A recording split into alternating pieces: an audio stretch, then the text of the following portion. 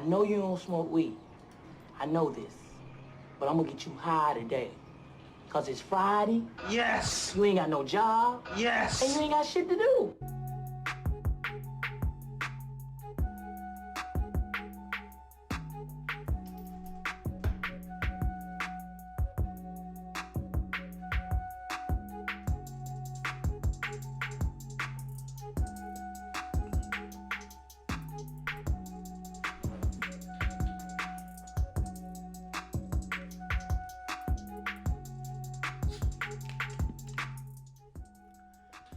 We back. It's your boy Ivy Joe. What's happening? It's your boy Just Kingin'. And we are Hot Takes and Half Truth. Where the agreeable go to disagree. Recorded live in the JKM studio in lovely, beautiful West Palm Beach, Florida. Yeah. And live, courtesy of the Second Sip line, we have an in-house. Available right now on Amazon. You search stainless steel straws, you can find them second stainless steel straws, reusable straws. We have in-house guests, though, brought to you by Second Sip. I guess that's my cue. Yeah, that's you. It's your boy Bre Dupree. There it is. One of the most disagreeable motherfuckers I've ever met. Yes. Yep. Very easy to disagree with him. Y'all about to find out. This is a mild version of him right now, but once we Hey, get him, warmed up. yeah. Once we get him primed, you know. We back with the drink of the week, so we're gonna get loose in this motherfucker. All right, we doing it right now? I mean, you want to do it now? Yeah. We'll get to it. So, you want to introduce this one, man? Yes. Yes, I'll do that. Probably one that many of you are familiar with. We going with the Dusse for the Pousse, how I like to refer to it. We gonna Yes. talk about it. I guess we can. Yes, I guess we can, baby. Hey, shout out to Taxstone, because Taxstone said If it ain't Dusse, she ain't sipping. So, Yes. man, look at it. You heard that sound, man? Come on, man. That is quality right there. You know something about that. It's going to be a hell of a night tonight, gentlemen. It's come down for this. I remember I had to, convince you of Dusse, man, at one point in time. With me? Yeah, you. No, you ain't never. Come on, bro. Come on. No, I Come probably on. said no. Here we go. Because I don't drink cognac. well, this is cognac. I know. Okay, so, again, here we go. Already disagreeing. I tried it. Yes. Not with him, but I tried it. Okay. You wanted to buy something different I was converted. for the night of my wedding. The night before my wedding. I don't remember. And I that. insist. Your wedding. That's my point. And I insisted on the Dusse, and you brought a bottle down. It was like, this ain't what I usually drink, but I guess since it was my one time jumping the broom, because it will only be one time. All right, fellas. Cheers. I guess we Got me no table. Yes. Here we go. Dusse Smooth, is, man. Dusse is the shit. Smooth, if I do man. say so myself. Yes. Ooh, man. And if I do say, it's a cup But of that's why I brown, like it, nigga, though. since we doing rap references. So got the drink of the week going. So we'll get right to the hot takes, hot track of the week. We'll start around the table. Ivy Joe, what you got? I guess finally I have something new. Falling to the purpose is two Usher songs, but it's a Usher song with Ellie Mae. Don't Waste My Time. Okay. It's pretty dope. LMA? LMA. LMA. Okay. Ellie Mae? Yeah. It's the new Okay. chick. The new chick. I had to check that out. Don't Waste My Time. Pretty dope. And then it's like a remake of You Make Me Wanna. A remake of You Make Me Wanna by Summer Walker, featuring Usher. Okay. That's pretty dope. Come Through. It's called Come Through. Okay. Yeah. Yeah. So that's what I've been on the last week or so. Man, you had me tripping for a second. I was about to say, Yes. wait, did they remake her remake? So No, yeah, no, it's no, the song no, off the but- album. Okay, Yeah, I got you. Yeah, that was one of the easier songs to listen to on the first cut. That was a really good album, though. I can't even front. It's a good album. Bre Dupree, You want me Yes. to go next? what you listening to, man? Man, Sure. lately, I've been listening to that Yo Gotti, the Untrapped album. Okay. Yep. There's a couple on there that they get you right, they get you going, get you Weekend. right. So you know that which one? They Ain't Want Me to Know. That's my jam. Know Your Worth. Okay. Yes. Gotta know your worth. You see it in the Yes, sir. in the library. That whole album though been getting me right lately. Okay. Yeah, I like that album. I enjoyed that Yo Gotti album. Yo Gotti strikes me. He's an interesting character, man. Good businessman, but like Jay-Z has kind of put him in a different level, business wise. So I'm kind of interested to see what happens with him. All right, so for me, I'm gonna go with my man out the shy, G Herbo, with his PTSD album EP. They call it EP, but whatever. Yeah. Yes. That's a hard album, man. It's hard. I can't really. If I had to pick out a song right now, I like the Glass in the Face featuring A Boogie. It's hard. He got another one, PTSD with Chance. The one with Dirk is hard, and then there's one with 21 Savage is hard. It's a good album, man. I put it on, go jogging to it. It's short, so I'm saying I need to cop that one. Yeah, Dirk actually impressed me, man. I guess I never really checked for him before, so listening to this, I was pleasantly surprised. He actually is very clever with words. The funny thing about it, he date, or at least at one point he dated. Yeah. What was Ari Fletcher, the chick that be twerking all over the place. No, you talking about Dave Loaf? Who you? No. You talking about G Herb? Who No, you talking about? I'm sorry. You talking about Dirk, right? Dirk? Okay, I'm. Yes. I'm talking about Herbo. That's on me. Herb was. Oh. Is that the chick, the Kyle's sister? Yeah. Chick? Okay. Kylie's sister. Yeah. Yeah. I just got introduced to her a couple weeks ago. I still don't. I'm still not. I have no idea who she is. How you spell that? Dirk. Lil Durk. Well, Lil Durk is just he's a featured artist on there, but I'm talking about G Herbo. Yeah, G Herbo dates Fabulous daughter. Oh, now, yeah. Yes. Lil Durk. Okay. Yeah. Fabulous. He mentioned that in a couple interviews that he did. Yeah. So it's cool, but yeah, man. So that's it. Good album. Check it out. Age, that happens. She grown, man. Can't keep him away forever. She can't be daddy's girl. I mean, she can be daddy's girl forever, but hey, she gonna be somebody else's girl too. There you go. Yeah, that too. Preach. All right. With that said, I guess week recap, man. How was your week, man? What's been going on? Busy week at work, but last weekend, man, baby, first birthday party. Yes. 90s theme, Fresh Prince theme. I saw that, bro. That was kind of dope. Yeah, man. Shout out to wifey. She put it all together. Yes. I was just there to be a headache and make sure the budget stayed under wraps. I failed in one of those. Let y'all. The budget went out the window. I know which one. I was a headache, but whatever. So, but yeah, the party turned out well, man. Little man did exactly what I thought he was gonna do, and Went to sleep. no, he did not smile at anybody the entire party. He's got this little judgmental look where he just presses his lips and raises one eyebrow and just looks at people. So he did that the entire party. And the moment the last guest left, he turned up, singing, dancing, crawling around, walking around, talking. He didn't do none of that while people was there. But it was a good time, man. It's crazy that a year went by that quick. Hey, man, that shit passed by fast. My sister's daughter, she's 5 now. That shit passed by like nothing. Like, I'm looking like, damn, in like 10 years, you'd be like looking at colleges. Yeah. 10 years to be here before you know it. Yes, 5 years just went by, baby. Shit. What about you? Bre Dupree. Bre Dupree. Same thing. A lot of work. Long week at work, but glad to be here. Last weekend I had a little. Yes. I wanted to make it down for the birthday, but had to do it going away.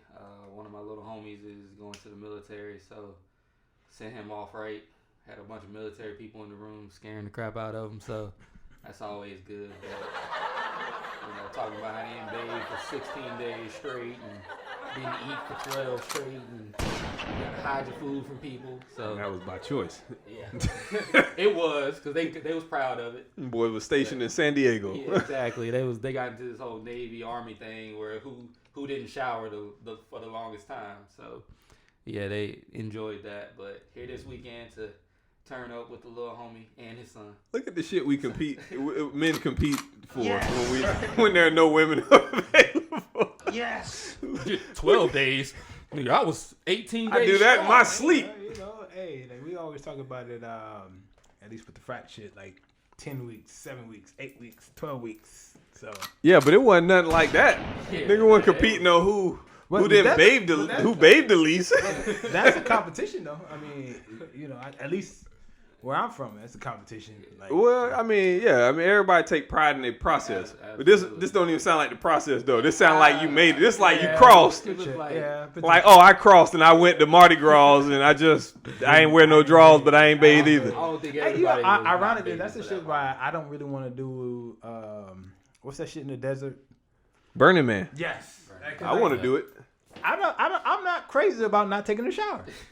Yes. But they have like facilities and stuff. They just I don't know, man, but it seems like the motherfuckers don't do it. Like everything else. everybody about out there is drunk and high. Exactly.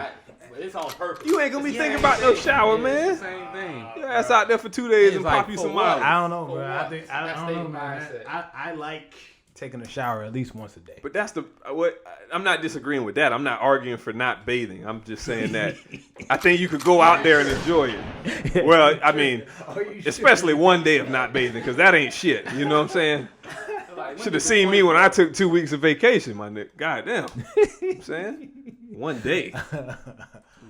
Well, my week was cool, man. Yeah, actually had a very good week, man. The gig that I was telling you about probably a few months ago finally came through. So I'll be rotating into a sales position starting next month. Okay. For sure. Congrats, man. Congrats. You know what I'm saying? Yes. Hit the applause. Let me give you some applause. You just hit it for yourself. You know, give yourself a long round of applause too. You ain't cut it or nothing. Hey, bro, you know, fuck it, man. Let me get me in this bitch, man. So, with that said, man, we got a bunch of topics today we're going to try to get into. We're trying to be short-winded. My brother here, he is definitely not short-winded. I'm gonna give him a round of applause. But we're going to start with the Nate Woods story. Except on this one. The brother was put to death yesterday evening, should I say, Thursday evening. He was convicted in 2005 of killing 3 cops. Actually, what he was an accessory. But they claimed that he was a mastermind, and he was behind the ambushing of the 4 cops. 3 were killed, 1 was injured. Ironically speaking, the guy that actually survived actually said that Nate didn't do it.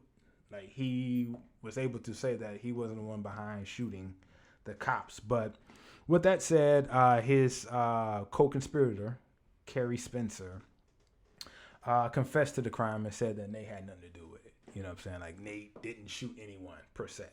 But, you know, as we all know, if you are an accomplice, you're going to go down. So with that said, Nate was going down regardless. I mean, he was, you know, a known drug dealer, him and Kerry. And actually what actually happened was a disagreement between them and the cops.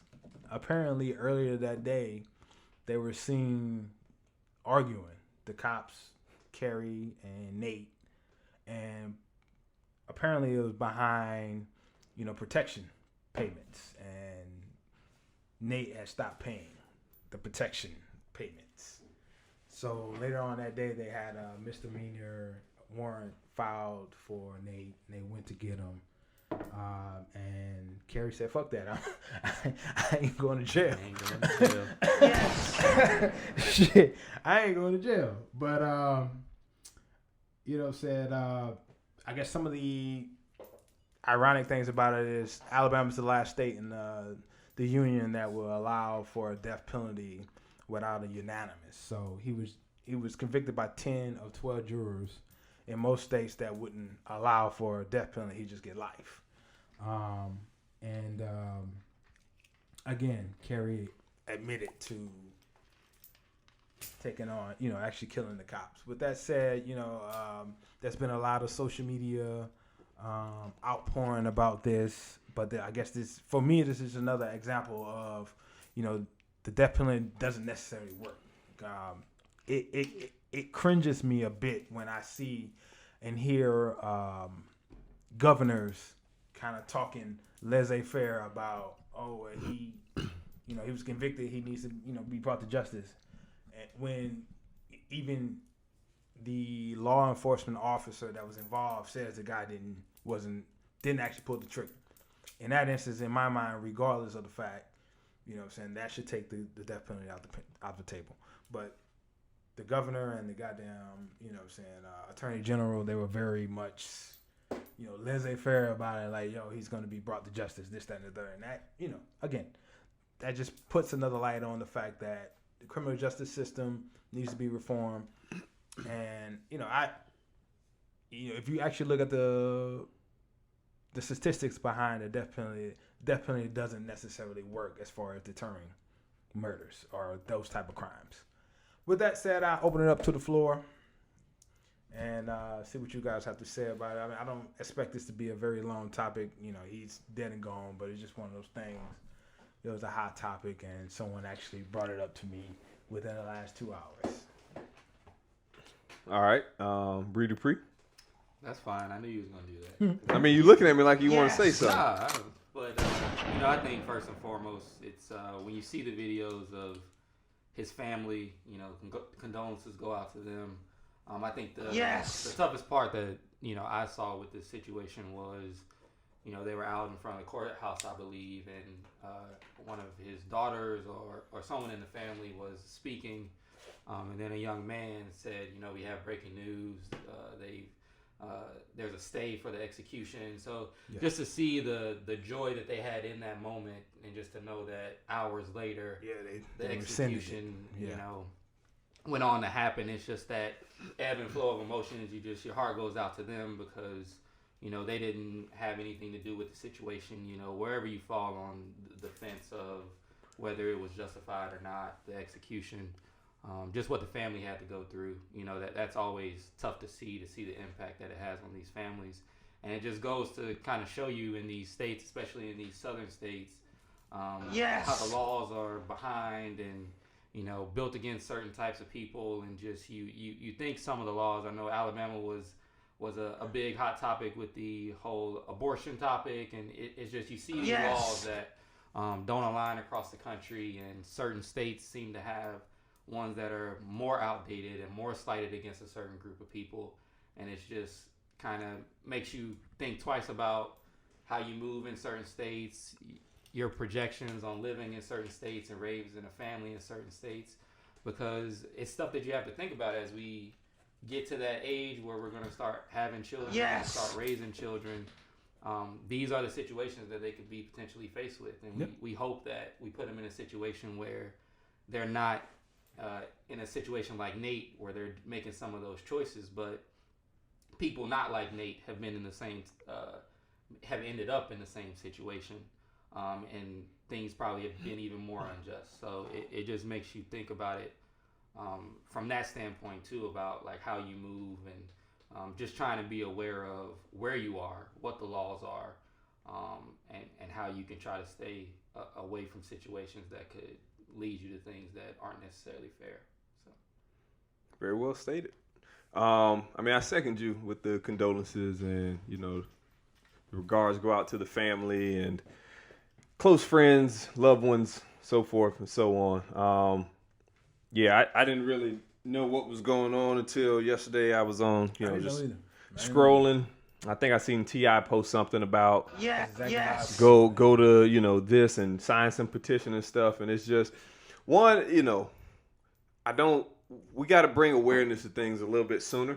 You know what I'm saying? Like trying to sign a petition literally hours before he's executed might not be the best way. And these, with the advent of technology, and I say advent, but it's been around for a while, but you click things on your phone and all that stuff. But at the end of the day, somebody still has to take that data, translate it, take it someplace to make it actionable. And I don't think that, necessarily clicking a button or double tapping something on your phone is the right way to handle this.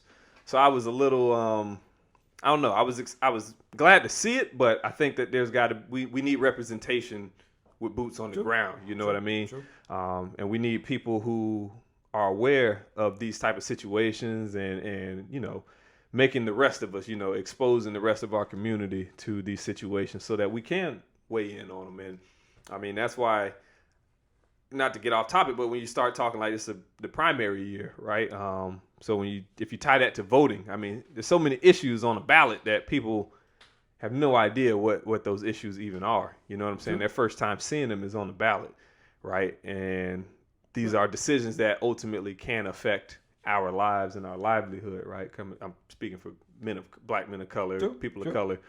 So we need that, man. We need to start championing, more lawyers, paralegals, people in that space, dare I say, law enforcement, things of that nature, because they have kind of a little bit of insight on these matters, and we need to take them seriously too. Voting,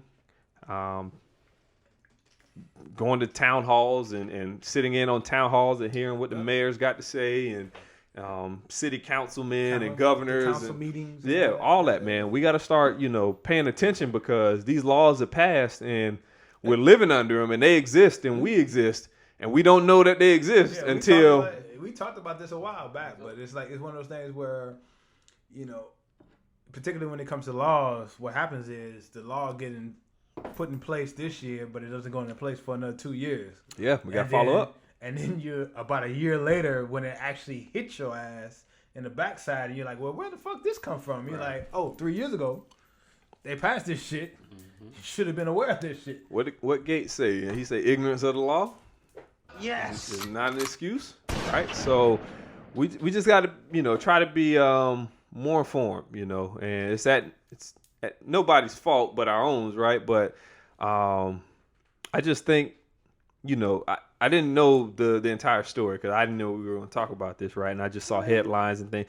But what you've shared, I mean, I would be inclined to agree with you that if there's an eyewitness who was also a victim of the crime said he didn't do it, then that should be taken off the. But ironically, that punishment should be taken off the board. Louisiana, up until about a year ago, was also a state that you could be put to death without an anonymous. Like, literally, I think my homeboy was actually one of the guys that put the law in place to change that. You have to have a unanimous juror.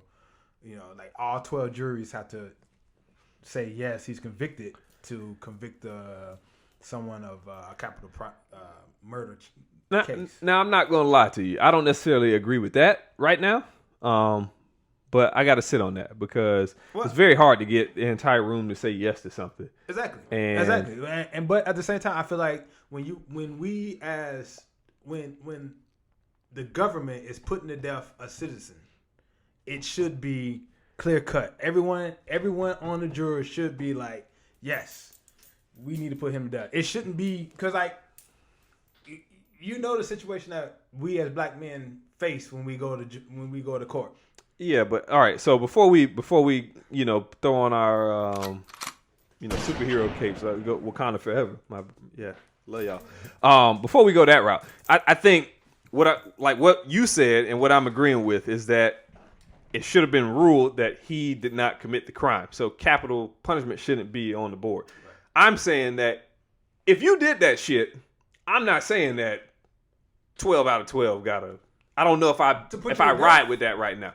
If you did it, to put you to death. If you did it, but he nigga, if you killed 6 people, but he didn't do it. So I guess you're coming from the perspective. So he's talking about just a generic situation where a man did kill 6 people in cold blood, and then he goes to trial, and you could just have a sympathetic juror that would not vote for the death penalty under any circumstances because that's not something they believe in. And I think that's where he's coming from. Life is life. Well, that nigga should have valued them other 6. The other 6 lives have value too. You know what I'm saying? But at the same time, but that gets into where you stand on death penalty in general. And also, it doesn't mean like if they convict him, he gets off. That just means now he gets life with no. I don't want to pay this nigga tax. I don't want this nigga, you know what I'm saying, on my taxes. Get off my taxes. That's what we decided Get off my taxes as a country. Get off my. Some places. That's what we decided. Not in Alabama and Louisiana, apparently. So that's the thing, and that's the thing with. So that's something that I don't necessarily agree with is that in 2020 we can still have states. I think that we should be able to come to a consensus as a country on how we go and execute the death penalty.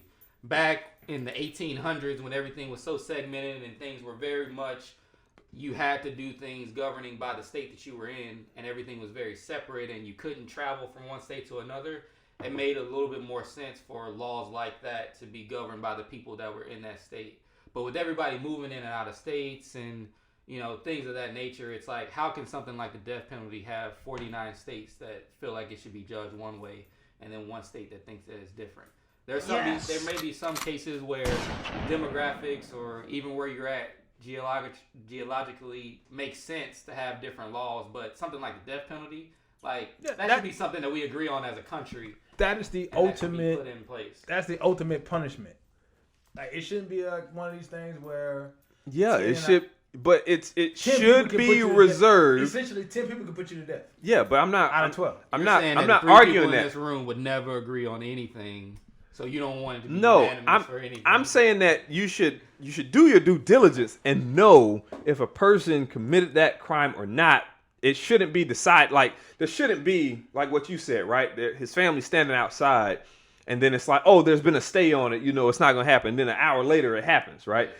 If he didn't do it, I think it should be black and white. Right. Did you murder these people, right? And if it's first degree, and it's like egregious, because first degree can just be one person, right? But if you set out to murder multiple people and did so and were convicted with hard facts, evidence, you know, or, you know, I guess you could argue evidence in a lot of different ways. But if you were convicted, then I say I don't necessarily agree with the unanimous vote kind of aspect, because you can always get that one person who maybe they are just sympathetic to one aspect of it. But I also said that I just heard about this just now, so I'm processing this right now. I understand that, but I'm telling you that a person is absolutely guilty, and he ain't coming back by putting him to death. No, he's not. He's not. The ultimate punishment. So then that goes into your position on the death penalty in general, though. Yeah. It's like, so it shouldn't. Yeah. So at that point, it doesn't matter if it's unanimous or not unanimous. If you're against it, you're against it. I think it should be unanimous. Okay. Well, I haven't had enough time to process that. Yeah, so I give you that. But in this case, I can say honestly that if literally a victim of the crime can, without being under duress or something, say this man did not pull the trigger, he did not kill these people, it shouldn't even be a consideration, is what I'm saying, in this situation. And, you know, so with that regard, you know, what his other punishment would be, you know, for an accomplice or an accessory, whatever. Okay, you know, then it is what it is. They usually get an opportunity to get parole, but they get life. Yeah. But death, I can say without a shadow of a doubt right now that death is, that was excessive. I guess the only reason excessive, and there was a poor execution of it as well. With the whole, we're not going to do it, and then 30 minutes later. Right. Yeah. I guess the only reason why I thought about it, because, you know, again, you know, the MPA, you know, so that's part of the, you know, I got my Master's of Public Administration, so that's one of the, you know, topics that we covered while I was matriculating to get my master's. So, you know, I've had time to think about it. It's like, yo, first off, the data actually shows that, you know, death penalty doesn't stop people from killing people. Because typically what happens is a crime of passion in most cases. It's you walked up there, something happened, and in the moment you were like, I need to do this. In that moment, knowing that there's a death penalty ain't gonna stop you. Yeah. All right. So stop right there, because your whole opinion on this seems to be rooted in a certain understanding of it. But what we're saying, let's take it off of I don't even know his name. Nate. Let's take it off of Nate. Let's put it on the other guy who clearly killed three officers. Right? Spencer. If this was a plan, he's on death row too. Yeah. So if this was a plan, and I don't even want to put it on him, but I just want to see. Well, I'm trying to gauge your stance. So if this was planned out, premeditated. That's what the government said it was planned, and they did that. But I'm not asking you what the real story is. I'm asking. You know, the truth of the matter is, what it could have been was the cops was like, "All right, I'm gonna show." After the argument, they are guilty as far as I'm concerned. I'm gonna show you. I'm gonna show you. I'm gonna go get this warrant on your ass, and I'm gonna come get you. Like, Because apparently what they were trying to say, from what I read, Nate was actually kind of like in the trap house sleep when they bum rushed in, and Kerry picked up the gun and started busting. Kerry was Soldier Boy? Yeah, I guess so. Man. Damn. I guess so. I shot a nigga. At that Another point, nigga Kerry, tried to grab the gun. I shrugged him off. Nate ran off, and Kerry handled the business. But Okay, be that as it may, I'm separating you from this situation, and I want to know if it's premeditated. Is your stance still the same? Do you think you would still align the same way? life is life. Okay, all right. So you Life just sentence is a sound life like you just against the death penalty, and you want it to come. I don't see, because so many of our brothers and sisters have been put to death under nefarious and questionable circumstances that, yes, I'm against it. There's plenty of black people that have been put to death that are in these same shoes that Nate Woods is in. Is this a bigger issue than I? Yes. This is a bigger issue. How many So brothers you get don't fucking know. murked a year? Apparently you don't know this, but maybe you need to look into it. But yes, it is. How many people are getting killed by the death penalty? But so it's probably not as much in the last 15, 20 years. 10 to 50? But What are we talking? Hundreds? 90s on back, they were like Texas was putting to death like Texas. 60 people a year. Texas, they was knocking them out. Yeah, Texas, Alabama, places like that. Even like Louisiana was putting like 10 people to death a year, up into the 90s. But I mean, and that puts a whole nother spin on the whole conversation, though. If you have a stance that you're against the death penalty, then You know, man, how many then people vote? even if it's unanimous, you don't feel like it's the right solution. But because you have data that shows that it doesn't help. I would So- give you that. So- I would give you that. But at the same time, if 12 jurors, if there's not an argument, because in that instance, it's not a shadow of a doubt then. Should But then- Ted Bundy There's have a gotten the sha- death penalty? There's a shadow of a doubt. But then what if you have 12 older white males from the middle of Alabama? We are Lynching motherfuckers. You know, it's Hey, like, shout we all out, gonna- shout out, you know, it's like, shout out to lynching being illegal now. We are all a victim of our circumstances Yeah, and and so- our jury. And so it's like in the same way that Wait, you what? get a And our sympathetic- jury. Like if you are I feel sick- like civil rights leaders have said the exact opposite for years, and you just got that off because I'm under the influence of the Dusse. Yeah, you I let you get that off. Yes, you are. Oh, what's gonna start? What I'm gonna start saying in about 15. He said we are victims of our circle. I thought we say the opposite. We are. I mean, dude, we We supposed to say the opposite though. If You you would say that we should transcend our circumstances, and we're not products. But at the same time, everybody's a product of our environment and a victim of their circumstances. if you are arrested under nefarious and false pretenses and you're put into the system, then in that instance you are at the mercy of the system. Yeah, but I feel like you making up a situation that's not this one. You just said these niggas were known drug dealers and plotted to kill them. Like, What I said. and I agree. I can side with you when you say the nigga did not shoot him. Obviously, the Dusse is kicking in because, like I said, that was the story of the government. The government said that they ambushed it. Personally, I don't see that happening. In my mind, what happened was they got in an argument earlier that day, which was documented. The two men, Kerry and Nate, got into the argument with two of the three that died.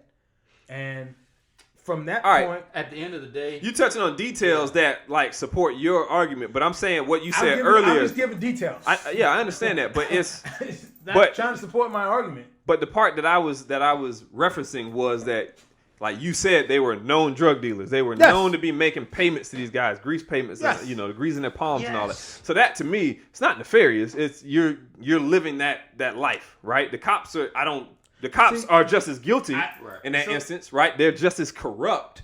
Right. But I wouldn't. Nefarious is kind of like it's almost like you.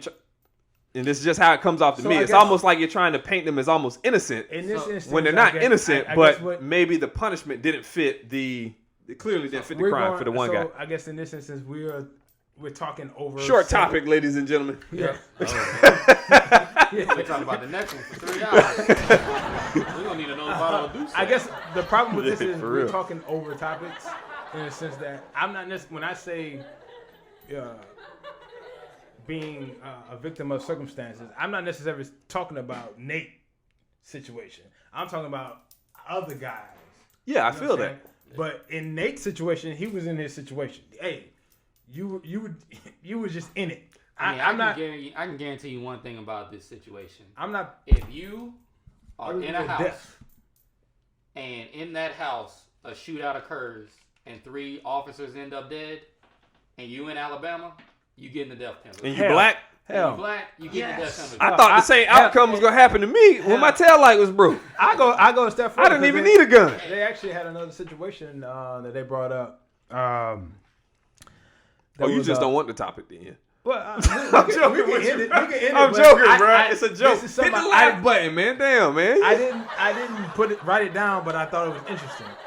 But in Alabama, if anyone dies, you can be charged for murder, right? So in this particular instance, in the last 3 years, there was like a break-in, and 2 assailants were like trying to flee, and in the course of that, the goddamn cops shot and killed one of them, and the other person was caught, and they were able to charge them with murder because someone died in the. So yes, if you usually get hit with a homicide, or but in Alabama they can do that. It gets into the whole thing of what are the laws? You got to understand the laws that crazy. you're living under. And it's like I said, with laws that were made in the 1800s and the 1700s. It's like for us to think that they're still going to apply the same way in the year 2020 is crazy. But some of these states are still living under laws like that, where if you mowing outside with your shirt off, you can go to jail for that. So it's like how Miss Parker's supposed to get, Yeah, how Miss Parker was to get her? You know what I'm saying? That shit out, hey, man. Yeah, you know what I'm saying? So it's one of those things. That scene would have never happened if you came motor out with your shirt off. At the end of the day, unfortunate event for everybody involved. The cops' families, Nate's families, and the other man with Kerry. Yeah, he has a family too, I'm sure, with kids that are gonna have to grow up with their loved one in that situation. So it's just sad all the way around. And like I said, the biggest thing that struck me. We kind of hit on it is, getting involved earlier, understanding it earlier so that we can maybe have a potential to change something earlier. But seeing that whole stage situation and then the execution still happening, that was really unfortunate for me, because I could just imagine the emotions that was going through that whole family as they were trying to, save their loved one's life, and then having all that hope, and then just hours later, it being one of the worst days of their lives. So you didn't even get an update though, like it might be moving forward. It's just like, oh yeah, they did over. It. So. Yep. Yeah, no, that's crazy. Yep. And I'll touch on a part of what you just said, man. I agree. Knowing about what's going on and what the laws are, because it does make a difference. And I'll shout out Vince Staples, because he did an interview. I don't remember where it was or who it was with. But he basically on air was just like, nah, see, that's the difference. That's the game that an OG is supposed to give me. He said, somebody told him like, oh, well, these young boys should scratch the serial number off the gun. He said, no, because that's a federal crime right there, right? It's as simple as that, right? You already doing dirt, but just by simply scratching the plate serial number off of that gun makes it a federal crime. It makes it exponentially worse for you, right? Not saying that, hey, take this and do bad with this information, but if we know the laws, and then you can understand that, like, hey, if I got to do something, for my situation, or even if you got to defend yourself, right, and you just happen to have a strap that maybe you got from somebody else because of your felony or something like that, right, don't have the serial number scratched off of it. You know what I mean? Something as simple as that can, in an instance where you are in a position where you might not be guilty, right, but the optics aren't favorable for you. Yeah. Something like that, having it scratched off already is gonna, where the story is gonna take that's a, how they get a turn. They stack you with plenty of fucking charges, just so that something's gonna stick. Right. You know what I'm saying? Not necessarily that you did all, but it's like, oh, we can hit them with this, we can hit them with that. Oh, you also resisted arrest. You know what I'm saying? They hit you with everything. You know what I'm saying? So, with that said, I mean, if y'all ain't got much more to say, I just end this by saying, condolences to the Woods family. And, again, like we said, I guess you already mentioned it several times. You gotta know the laws in your state, man. And we just got to do a better job, ignorance of the law doesn't give you isn't what do you say? You said it. I don't know what the hell Gates said, but ignorance of the law is an excuse. Not an excuse. It's not an excuse. So, in essence, if you're gonna be living that life, you should be informed. You should know. You know what I'm saying? With that said, don't be a square. Hit the share, like, love, thumbs up, notification, subscribe button on all our social media platforms, on YouTube, SoundCloud, and Facebook under Hot Takes and Half Truth Podcast, IG and Twitter on the HT Square Pod. And if you're truly new school, old school, you can email us at htsquarepod@gmail.com. Moving forward, the Democratic primary. I'm going to pass that over to my brother. Yeah, so niggas dropping out. Like flies. They dropping, boy. Ballot done shrank from, 22 or something like that? 22 candidates or 20 candidates or something Actually, like they said it was officially 29. that? 29. 29 candidates. Boy, they dropping. And the big ones are dropping. So, Bloomberg out. Warren out. Yes. Klobuchar. Yeah, I don't even know how to say some of their names, so I gotta read it. Sorry. Judge out. Sorry.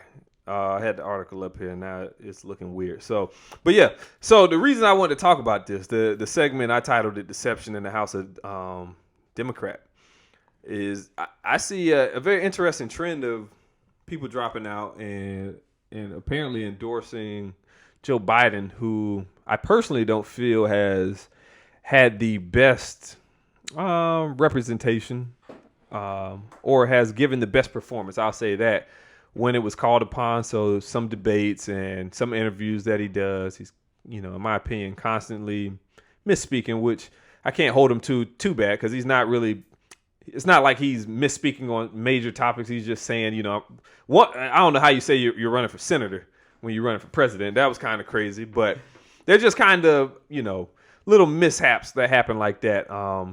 But to see all these, relatively popular candidates as they drop out endorse him over, perhaps a Bernie Sanders or somebody else, it just struck me as interesting.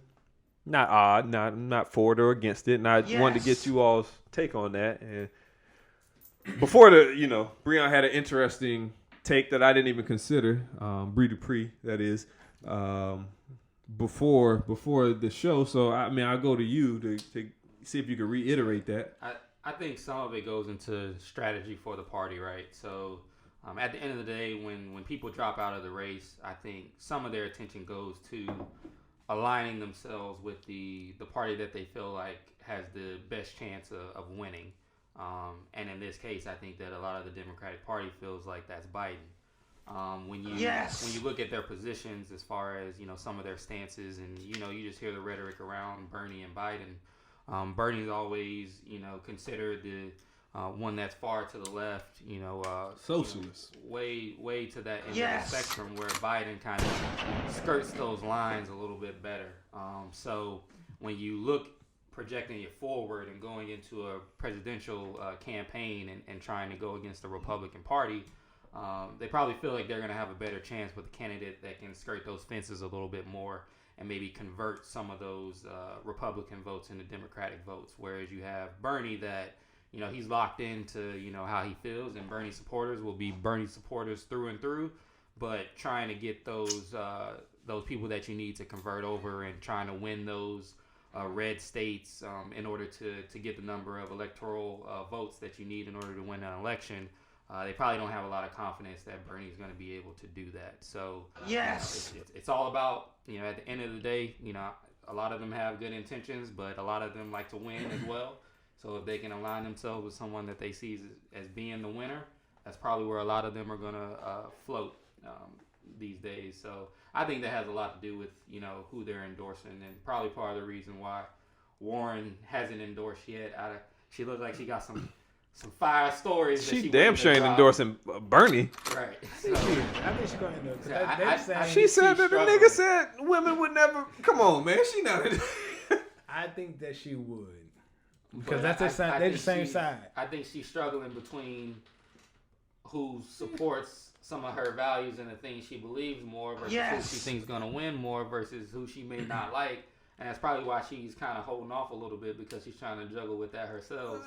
And like she said, she said she got some stuff to say and she ain't gonna say it yet. So I'm interested in what she got locked away. A lot of this is about horse trading, especially like in her instance, she's trying to make sure she gets something.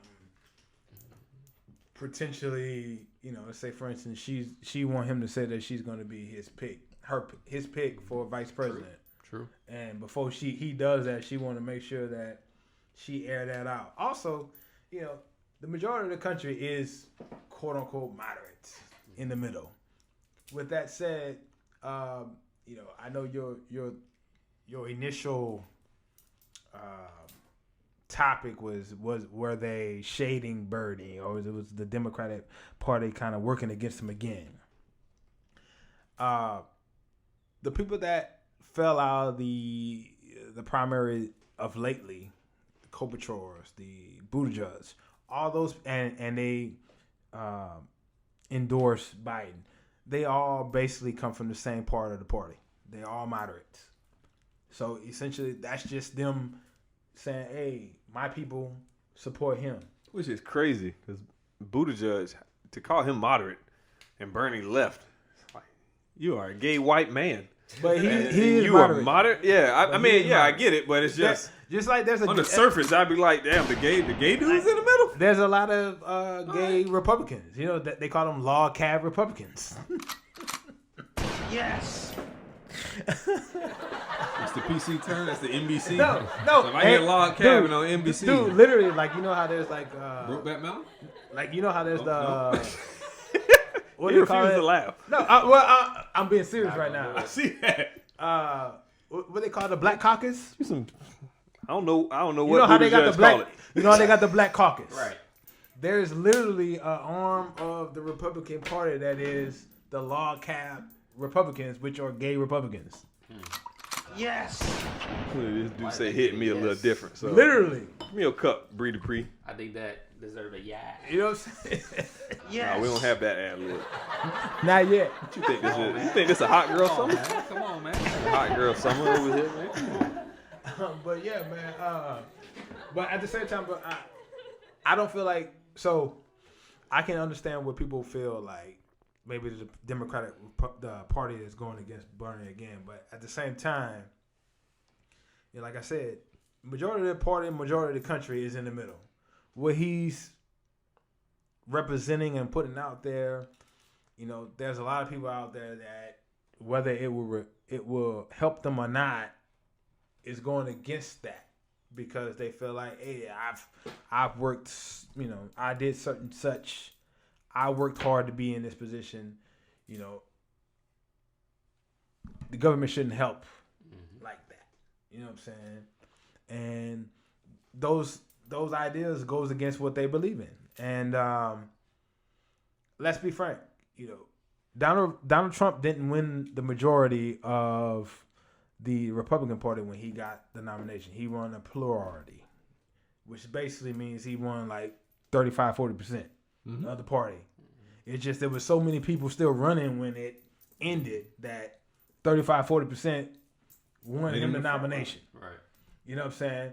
Now, if a few of those people would have got out the party, got out the primary like people are doing now in the Democratic, someone else probably would have beat him with the majority. But then they did the same thing with Trump though, right? I feel like the Republican Party didn't endorse him. He still won, but he was kind of, that he won the plurality because but that's what I'm saying. Like, so it's not. I guess I titled the segment to kind of make it interesting, right, and make it engaging. But it's not uncommon. It's not a. It is uncommon, technically. Actually, majority of the time in the presidential race, the guy that wins the nomination usually wins the majority. Like, Trump was the first. Yeah, but that was in the fucking Stone Ages. We're in the information age. We're in the Trump age. And in the Trump age, we're 250 shit if y'all years support me or not. We're 250 years into this. And he was the first. Yeah, and for 250 of them years, we didn't have like 200 and I'll say 200 of them years, we didn't have electricity or some shit like that. So I can't gauge it off the other shit. Exactly. Yeah, but like the laws, it's like in those 250 years, at we still had the you trying to- majority. you see what I did? Are you running for president? See how I brought that back? He trying to get the ballot brought back up, man. Hey, shout out to Nate Woods. Yes. R.I.P. man. But yeah, why you he be killing people, bro? I don't. Sometimes it needs to be hit. I don't know, but I ain't. What's the other nigga name? Sergio? You Sergio? Okay, maybe. Yes. You Sergio? You done shot the niggas. But I guess what I was getting at is that, you know, the fact that people aren't necessarily supporting you doesn't rule you out, and it, you know, there is a possibility that you can still win, or you know, still have a chance in the race, right, for the presidential candidate for the party. I just thought it was interesting, and like I said, you know, some people I expected to kind of, like you say, they're you know, in the middle, or you know, as you introduce this new idea of that, hey, maybe they have a better chance of winning, and that's what they're considering. I don't even really, I mean, but that's what they're saying. Yeah. So I didn't even take that approach to it. It's not. Honestly, I didn't put a lot of brain power to this topic. I just kind of watched NBC one night and was like, oh shit, damn, another one for this guy. Like I expected somebody to side with Bernie, but the fact that they're not, you know, whatever. But if you really think about it, most of the people that were running were moderates, so their natural inclination is to back the moderate in the race, the lead moderate, and the lead moderate at this point is Biden. There's really only, it was like 2, maybe 3 really left people, and that was Bernie, that was Warren, and then I think that the Asian guy. Okay, but he was just Yang. He was just way. He dropped out. He was dropped more out like a long time ago. But I'm just saying, those like the 3 like really leftist people in the primary. Everyone else was kind of moderate to like even, you know, conservative. Which I don't know how I feel about that, but it just seems that we ping pong back and forth between parties. So right now we're at, I would say, extreme right. Maybe it gets worse. I don't know. I don't think you can go further right than we are. But looking back to 2008, I can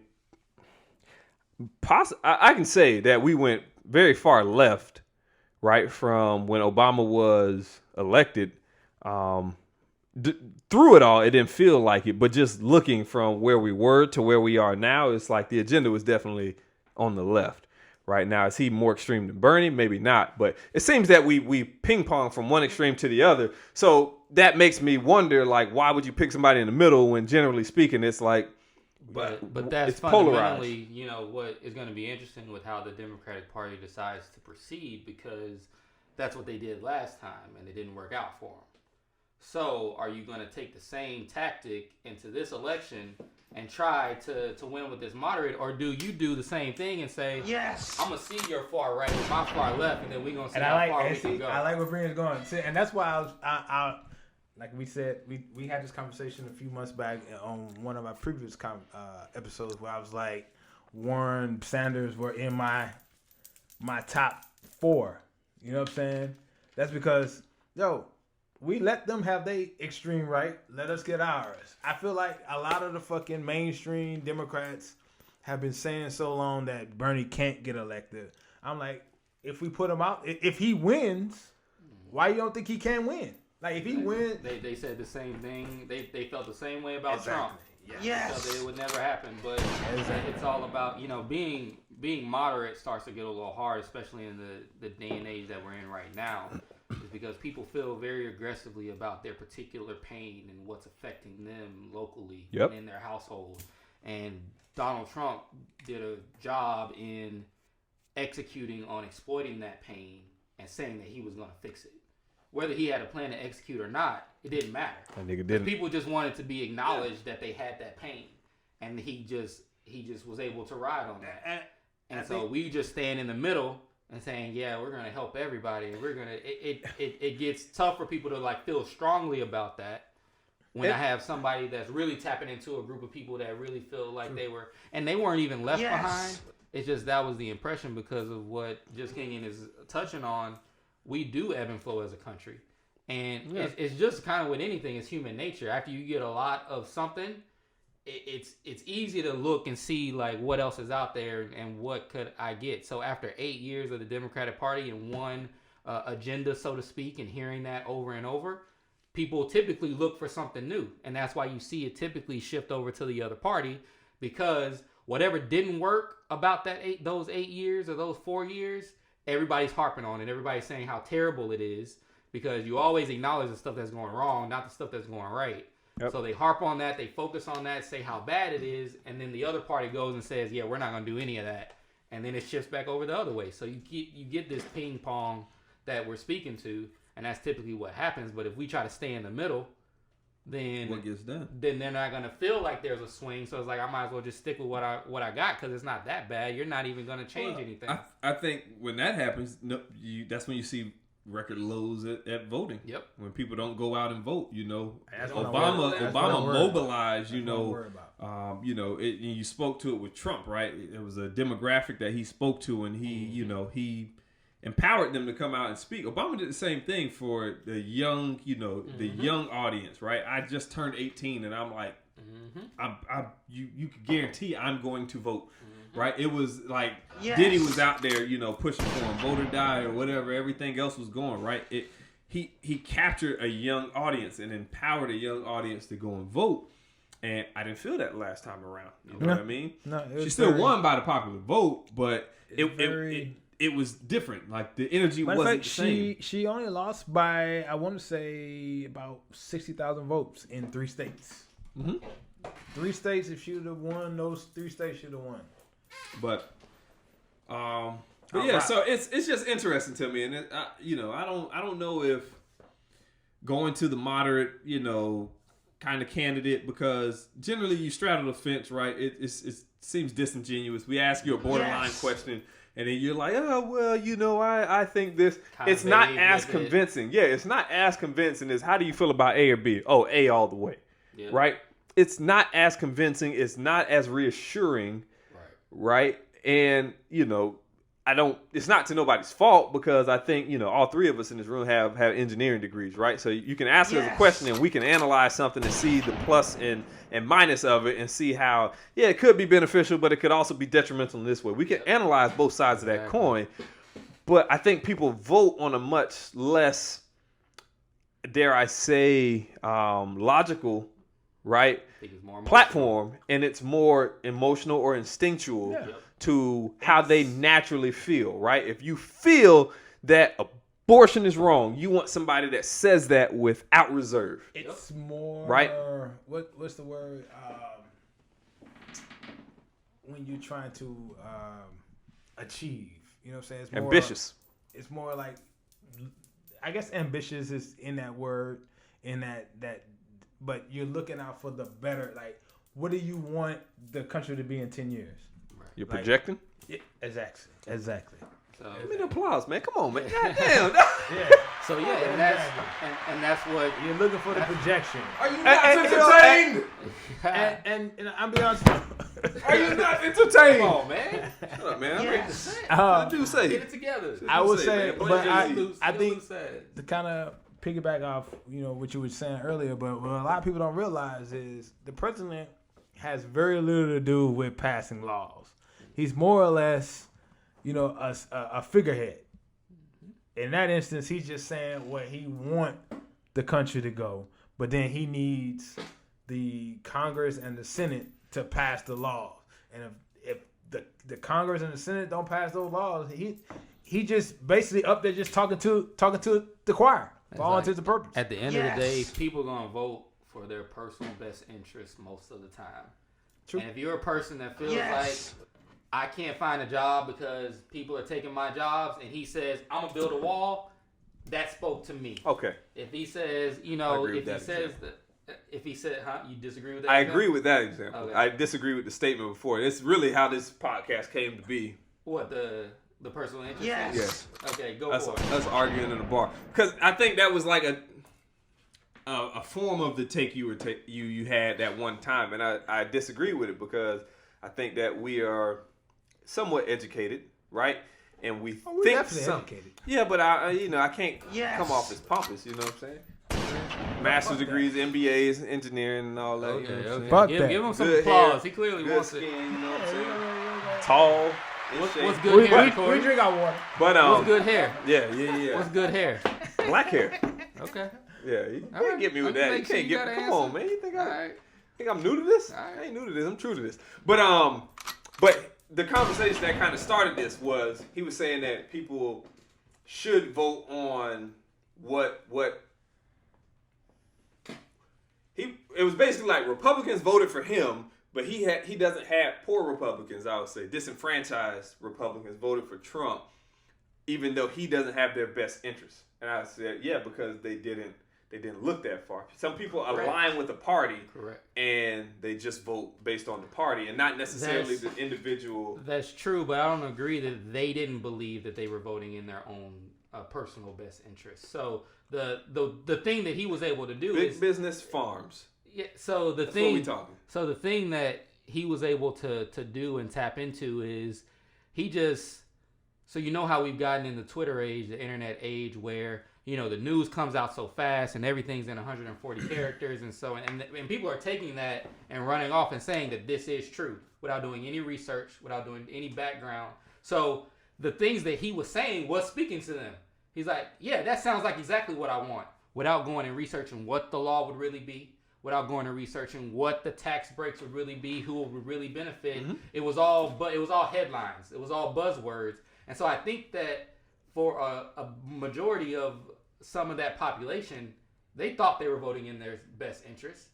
And then they come to find out later that they absolutely weren't. I don't think they believe that. I don't think they believe that now. But I don't think they believe that now. I think they still think they voted in their best interest. Yeah, and I'm not saying the motherfuckers don't. So they'll make excuses. Hey, so dumb people out here, man. So not to confuse it. I mean, and we going back. It's probably over. It's over a year at this point, right? Hey, bro, so baby. it was. I think, and correct me if I'm wrong, right? I don't want to put words in your mouth or whatever, but I think Ivy's stance is that they know what they're voting for, and mine was, I think you hear things at a state level and that benefits you, but then at a national level, you think that, hey, this candidate is on the same side of the fence, so that should inherently benefit me as well, right? I don't think people delve into the level of detail that you may, or that you may, or that I may, or that they should, correct. Right? I think that if things are going well for them locally, they stick with that party, generally speaking, and go through with the presidency, even though in this instance, right, a lot of the middle of the country, which is, if you talk the Iron Belt, right, incredibly industrialized area, blue collar workers, and you get out farmlands and all that stuff.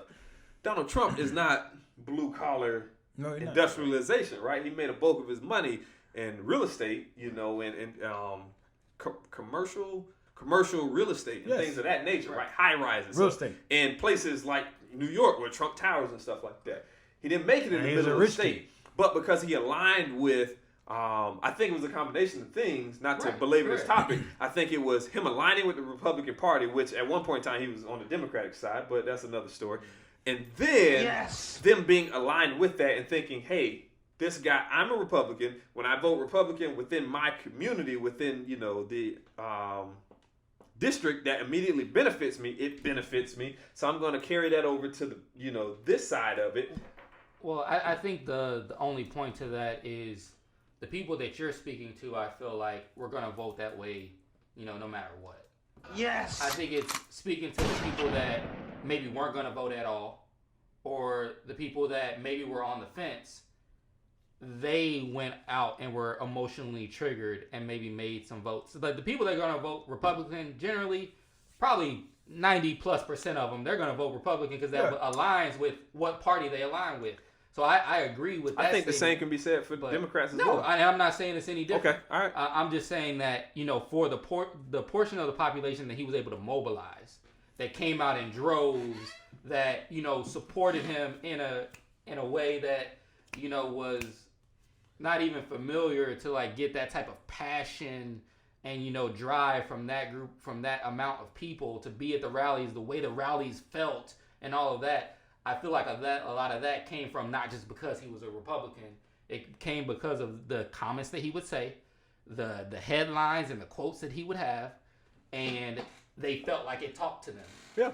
And you know, so I don't disagree with you at all. I just think that extra portion, that maybe those 60,000 votes that Hillary needed, that maybe would have been like, I live like, it's 100 people in my town. I don't care.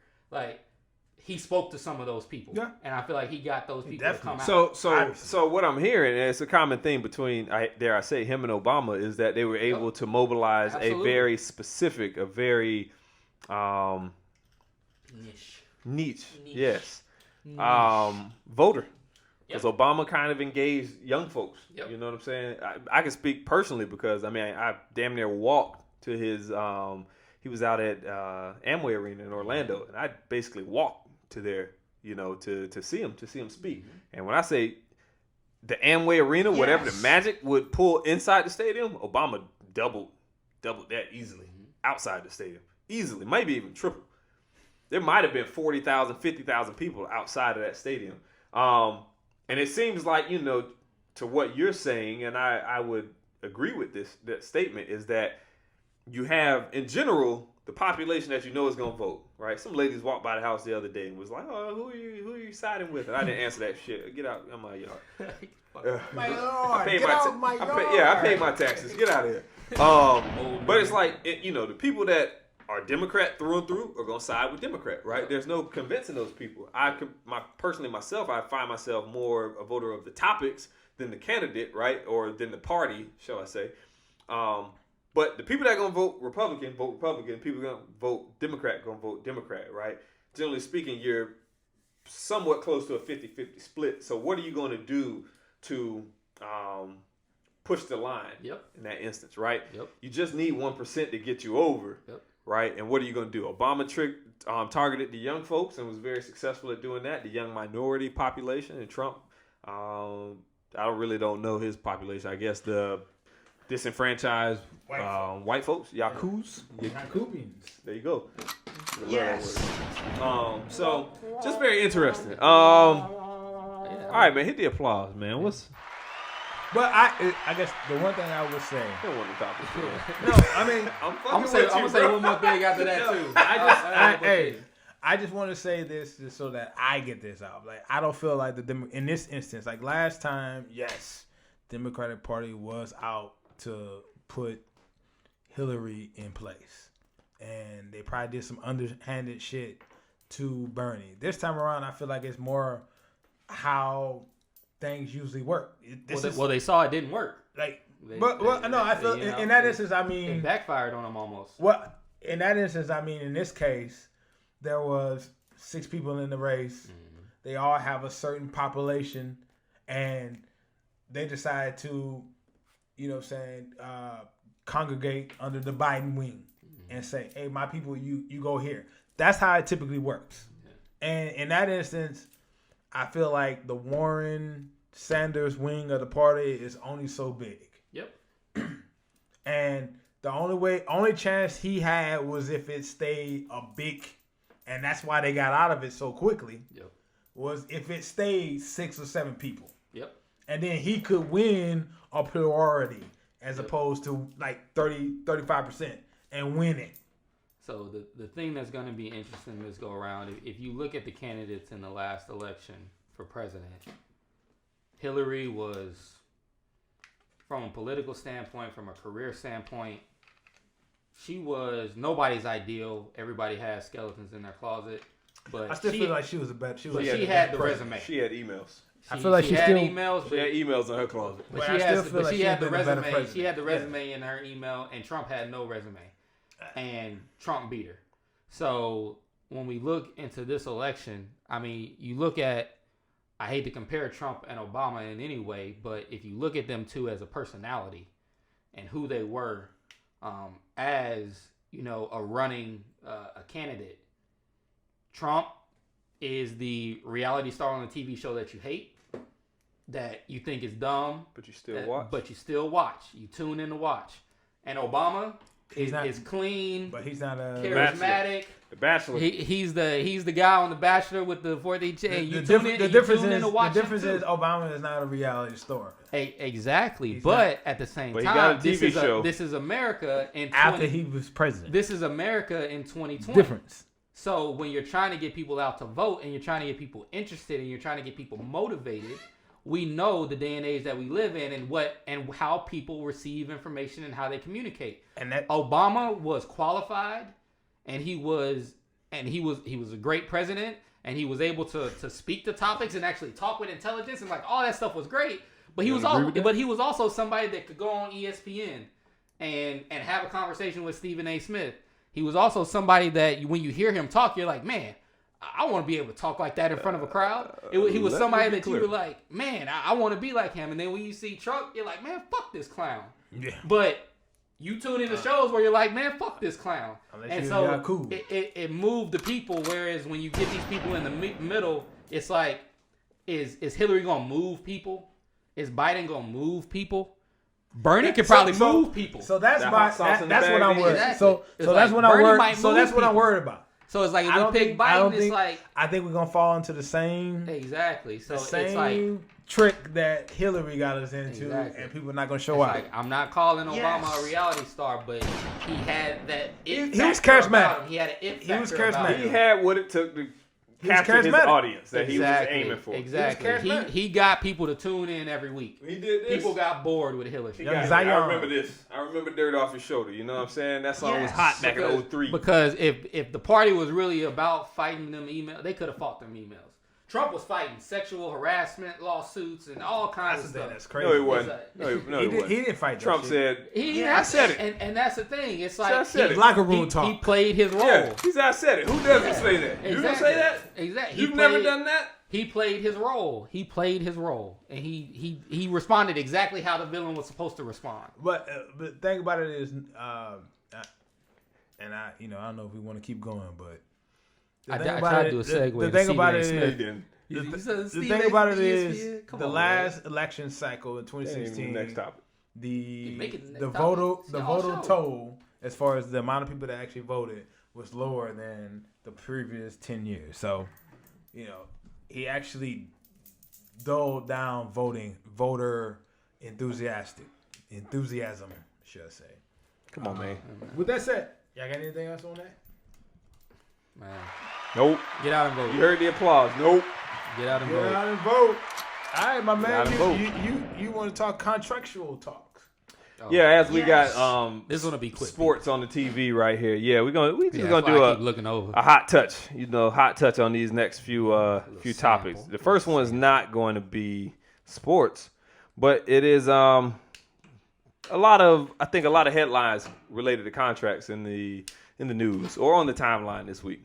Right. So up first, you got Meg Thee Stallion versus God damn, why am I drawing a blank right now? Versus her label, 1501, which is signed to 300. She signed to a former baseball player. Why?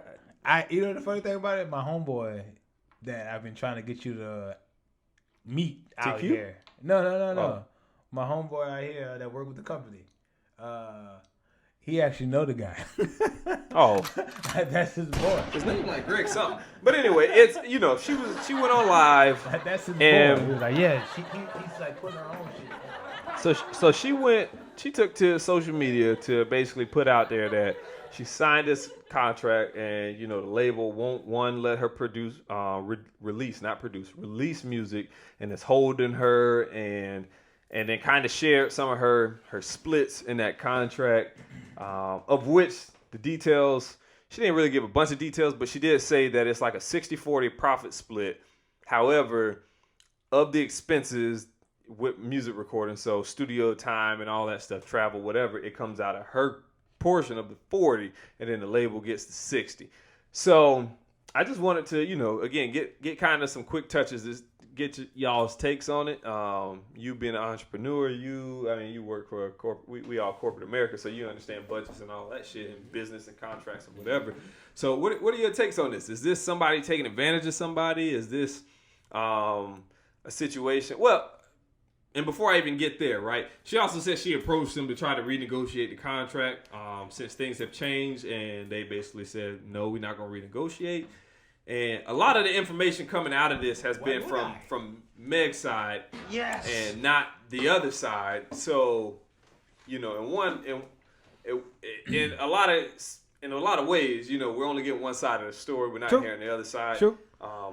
But I guess it just came out that also, there was like a restraining order or something to that effect put against the record label to where they can't withhold or can't restrict her from releasing music. I.e., she just had an album or EP or something come out today. I don't know why this shit's called an EP again when she's in an album contract, but that's a different story. But so it released. That wasn't upheld in court. They can't restrict her. She put out her little Sugar EP today. So what is your take on it? We'll be quick with this. We'll try to keep it under like 5 minutes. This one specifically. Okay, so me first? The whole topic. Let's go. All right, so we actually kind of touched on this in the last episode, me and TQ. Yeah. I guess in that instance, as he so eloquently put it, you don't know how much money they put in on the front end before you actually started making money. Mm-hmm. In that instance, now we actually are recouping what we actually put in. Not to mention, and unfortunately, it's kind of how it happens, not to mention that we might have put that same amount of money into 50 other artists that didn't pan out. So now it's like, we not about to renegotiate. No, we making money now. Yeah. Go out and get it. You know what I'm saying? So I on one hand, I understand where she comes from. There was a stat. I don't mean to interrupt you. But it ties to what you just said. There was something that I saw floating around that she brought in, let's say, close to, I think it was like $40 million revenue or something like that, and she only received $15,000. What's your take on that? Well, that'd be shabby. You know what I'm saying? Now, is that factual though? True. I don't know if it's 40 or 4 or whatever, but let's go lower number to make it a little more, I guess, favorable. You bring in $4 million, or she brought in $4 million and only was paid $15,000 out of that $4 million. What do you think? I still feel that that's a little shoddy, but at the same time, you signed the contract, and the one thing about it is, like we said, they put in a certain amount of money into it. You know what I'm saying? Like, and we kind of mentioned this earlier about all of us have like corporate jobs. There's a lot of fucking expenses that go into doing the work. Yeah. Like, I never forget, you know what I'm saying? A motherfucker, like, I never forget when they said my previous job, I was in supply chain. So to cut a PO, any PO, it could be just a $1,000 PO. So basically it's just, I just got to put this in. PO stands for purchase order. Purchase order. Yeah. A contract. That cost the company $3,500 minimum. Like, whether it's $1, like you know what I'm saying? If it's $1, yep, it costs the company $3,500. That's why they was like, at a certain point, like if it's under $1,000, just use the card, because like it costs the company way more for me to do it. And in that instance, those organizations have those built-in costs as well. So, so they probably all in put $2.5 million to get it out there. Yeah. Okay. In that instance, at that point, we just started really making money. All right. So you're siding with the label on this instance? No, I'm just saying. Or siding with the business side of things, right? I can see the business argument from the big, but at the same time, I see where she coming from. It's so moderate. Like, it's fucked up. So moderate. Why are you in the middle, man? I'll be an engineer for one. Because like at the end of the day, if it's not fucked up. No, it's not. But at the end of the day, if she felt she could have done it on her own, she would have done it on her own. Agreed. Yep. So in that instance, it's like, baby, you still in a situation where you can make money. Go make your money. I get you feel you. You getting fucked over, but go make your money. Bre Dupree, what's your take? Yes. Get over it and fulfill your contract and get in there. Get your ass off your contract. Stop putting out EPs and put out an album. Put out an album. This is her second album that she calls an EP. Yeah, so technically she has not fulfilled the requirements to nothing. put out an album. It's like satisfy your I contract. think she's in a 4 or 5 album deal. You put out 2 mixtapes, That too, 0 albums, and you It's want to like- renegotiate. It's like everything that was already spoken to. It's like, and I understand. Who knows how young she was? 19, 20, whatever it was. don't matter. She got a little advance. She's just taking it because it's That's not why they working keep out. telling you not to take advances. I think she had a contract before Jay keep that. telling you to stop taking these advances, don't they? Don't he? Yeah. They don't Yeah. want to sign the. I was about to say Dusse. They don't want to sign the title. I think she might have been in a contract before this, and then she signed with this label because it wasn't working out. So it's like you clearly felt you needed a label. Exactly. You clearly felt like you needed that support and to go off and do that. And it's like now that you've blown up, it's kind of like now Yeah. you It now no you feel longer some type of serves way. you. Exactly. Yeah. So it's like Exactly. kind of what you spoke to. They got their expenses and the things. Like, is it being taken advantage of? Yes, but that's Probably, literally yes. almost every business that exists in the world and especially in this country. I can guarantee you that someone that works at Walmart is not making the amount of money that corresponds with the amount of product that they sell on a daily basis that goes That out they of the door. ring up. Nope. That they ring up. So it's like in every single business, I know how much money is charged. Like the same way you said how much it costs to cut a purchase order. I know how much it costs for me to do an hour of work at work. And I know that I'm not making nowhere close to it. Nope. So it's like, and they're directly charging that for my work. Yeah. And then giving me Exactly. a fourth, a fifth, a sixth of that. Yeah. So If you're lucky. yeah, exactly. So it's That like $3,500 wasn't it's my literally- salary. It's literally happening in every Wasn't just business. my salary, should I say. And because Probably you know including your salary as well.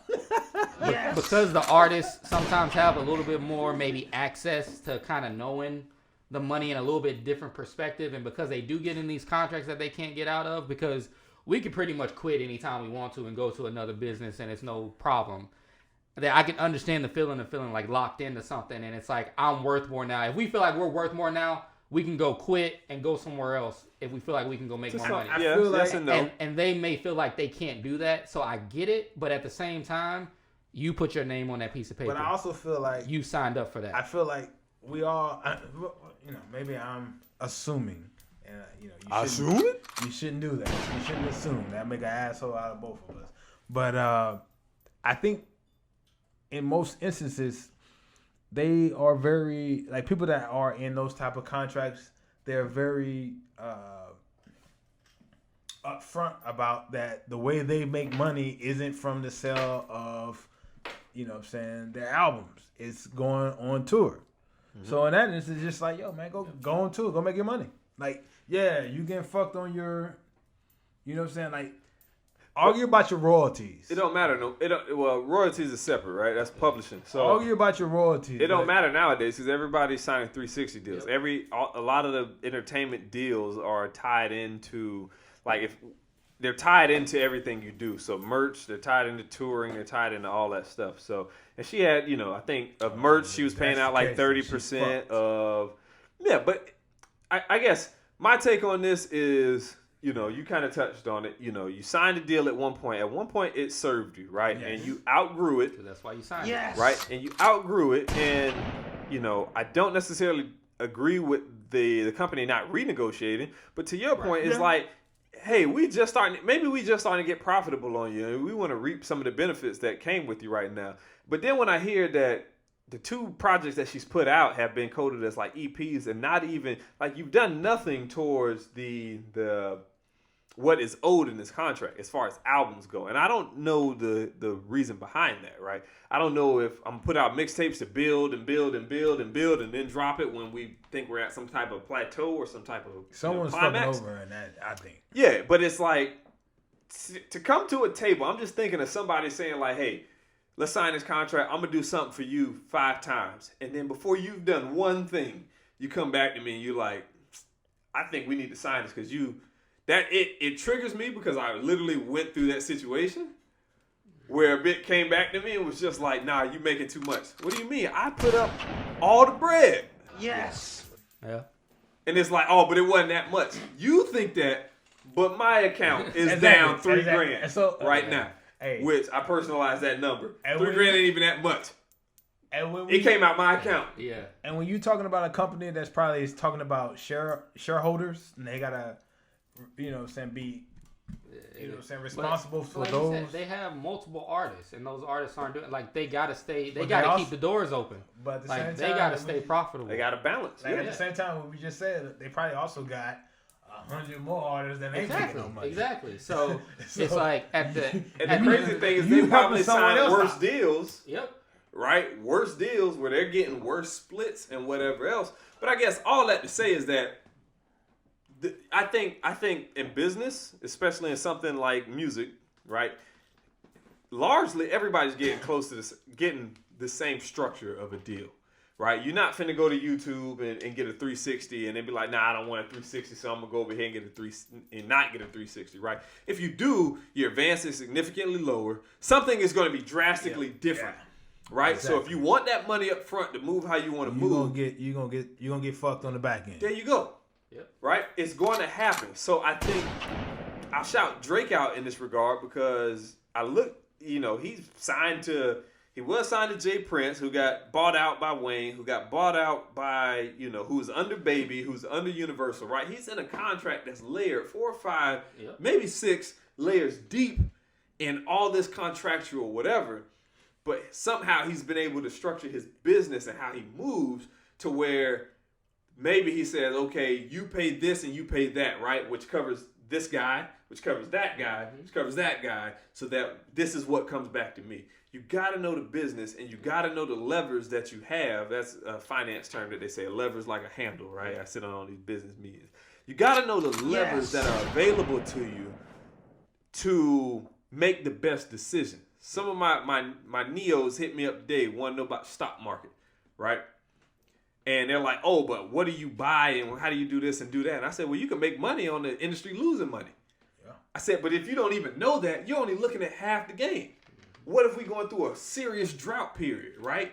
You can't be profitable during that period because the market is in a downslide. So it behooves you to know all the levers, again, the variables that you have at your discretion to pull on to get something taken care of, to eat up some of what that contractor is saying that you owe them. And the only way to do that, one way is to get out there and work. Right? Amass this. I think that's what Drake did. Drake just got out and worked and kept working to where it's like people were willing to pay the premium. Yep. Everybody else need $100,000 for a walkthrough. Nah, it's $250 over here. Damn, that's a crazy amount. Well, I won't do it. Damn, nah, we gotta have Drake. We gotta have him. Right? Once you build that brand equity, people gonna pay the premium. And you bake in that premium based off of your contract right now and say, oh, they get a 60-40 split? Okay, bet.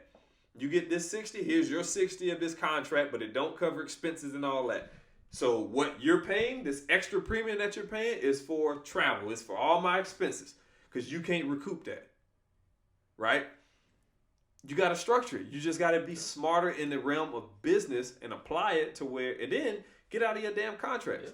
I don't know what the hell what his contract looked like, but this nigga was putting out shit left and right at one point in time. Exactly. Nigga had an album Future. Nigga had, if you read this, it's too late, where he just had somebody kid scribble the album cover. I don't give a shit. He went back and released So Far Gone. It's like he made sure to put his stuff out and get out of them contracts. And so he had deals with Jay Prince. So I think Jay Prince is one of the backers of the situation that Meg is in. Yep. Because he's had some stuff to say about it. And it's like, it all goes about to how you want to maneuver in, because I think she's entertaining Rock Nation right now, and they're trying to be a part. She signed a management contract. Right. So it's like, if your goal is to get out of the contract, it's like but going live and like bashing a company or going on an interview and saying how they're screwing you over, I don't know if that's the right tack that you want to take if you're trying to negotiate with these people to let you out of the deal. No, because now they have to defend their brand. Exactly. So if somebody believe in you like that, then why don't they put up the money to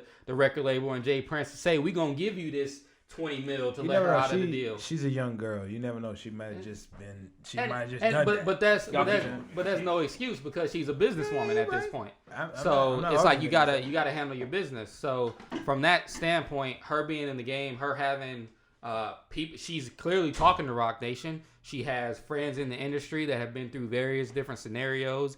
It's like she has access to the information on how to navigate through this situation and to get through it and make it beneficial for her. And I don't know if just going out and blasting people is going to get her what she wants to get. No. So it just goes back into that thing of you sign a contract that you feel like was a bad contract to begin with. And now you're making moves that I don't see how it's getting you closer to what you want. So how are you making moves that's going to get you to where you want? Because at the end of the day, even with the bad contract, she now has name recognition. And if she works towards getting out of the contract, hopefully she can build a career and sustain it to the point where she'll be able to tour and do things for a long time after she has a hit song on the radio that will allow her to make money for the rest of her life. And that's important as well, where we think about how much money did I make off this album? How much money did I make off touring this year? It's like, but you're putting songs together that may allow you to tour for the next 30. Mm-hmm. You know, it's acts from the 80s and the 90s that's still out there touring. So it's like 60s. So it's like you also, all the way back then. So it's like you're also getting that name recognition that could bode well for you in the future. And whether you like it or not, that record label will help you get there. Yeah. To be that, because you didn't have a name before them. Ultimately, I feel kind of like it's a situation where in order for her to get out the contract, she wasn't willing to belly up to the table to do that. And she felt like that was unfair. Mm-hmm. Because like, I'm sure they gave her a number. Mm-hmm. And she was like, oh, I'm sure. Fuck that. That's I know she didn't. I know she didn't go to them. Well, I don't know. But I think it's unlikely that she went to them and said, you know, I'm interested to see what we can do to like work through. It's like, and they gave her absolutely no feedback on like what. Even if they said they got a number for her. Yeah, exactly. Even if they said, you know, we gonna ride this out for a couple more years, and then we go, you know, they probably gave her some feedback. She probably didn't like the feedback. Exactly. That's what happened. But she gave them some feedback, and then she went to a Rock Nation manager and said that the number's gonna be $30 million to let me out of it.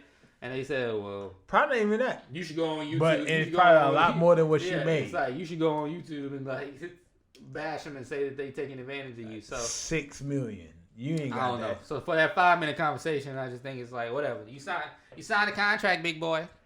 Yeah. Big girl. We didn't do too bad. We had 14 minutes. But yeah, so basically none of us fluid response. Yeah. Dunk on that nigga. So basically, none of us are.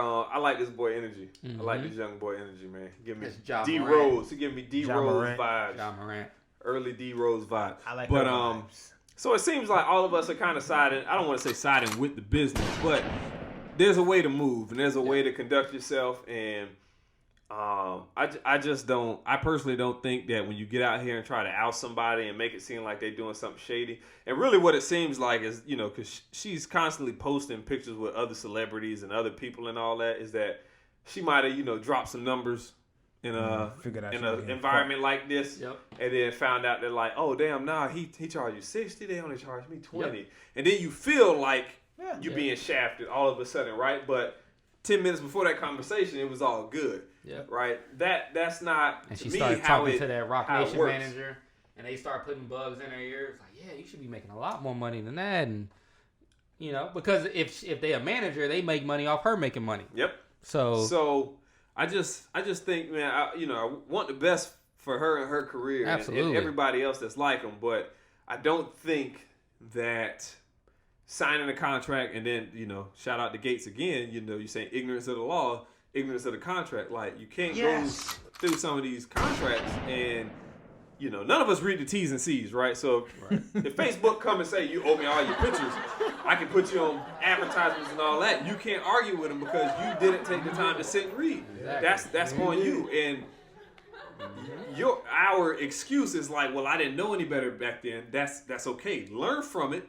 Get out of this contract. Structure your next contract better. Right, hire a better lawyer, invest in that lawyer on the front end of it, and get a deal that's structured better for you on the next go round. Yep. But to sit there and try to out somebody and shade somebody else's, you know, brand and their image and everything else because they put black and white ink in front of you and you signed it, and now you feel like that was shiesty or something like that. I don't know how I feel about that, man. I just don't know how it benefits her. If anything, it'll make them more entrenched in their position because now they gotta stand strong on the principle of what they're going. Where they may have been more reasonable in the negotiating to say, I appreciate how you're coming to me. Let's see what we can work out that'll benefit both of us. Whereas now you bashing me, like you said, I got a brand to protect. Now I got to stand on mine and say, no, that's not how business works. Jay Prince is behind. Exactly. It's like you're not bullying him. You're not gonna win that. I feel like if the numbers are right, they're willing to move on. It's just she ain't got the money to do it. I feel like that price went up. Of course, probably would have. It probably did. After this, I feel like the price went up. Whatever market value is, and you come and try to buy out of something, they're gonna charge you a premium. Especially I'm saying because of how she handled the situation, I feel like that number went up too.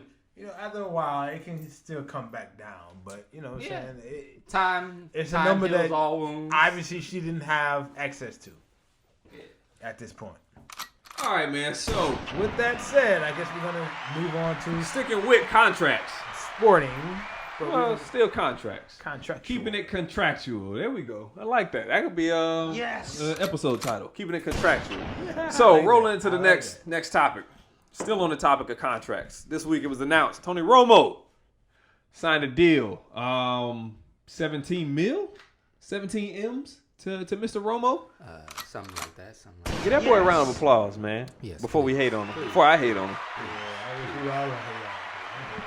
He ain't worth that shit. That's my quarterback. Yes. Well, let's get to it. I mean, that's America's quarterback. That's America's quarterback. That ain't my quarterback. That's America's quarterback. America, do you know that Tony Romo's Mexican? America? Do y'all know that? You want to speak Mexican, you get in the Mexican tank. This here's the American tank. Mr. CBS, Old White People Network for football. Y'all know he Mexican, right? His name is Antonio Romero Romo. Is it?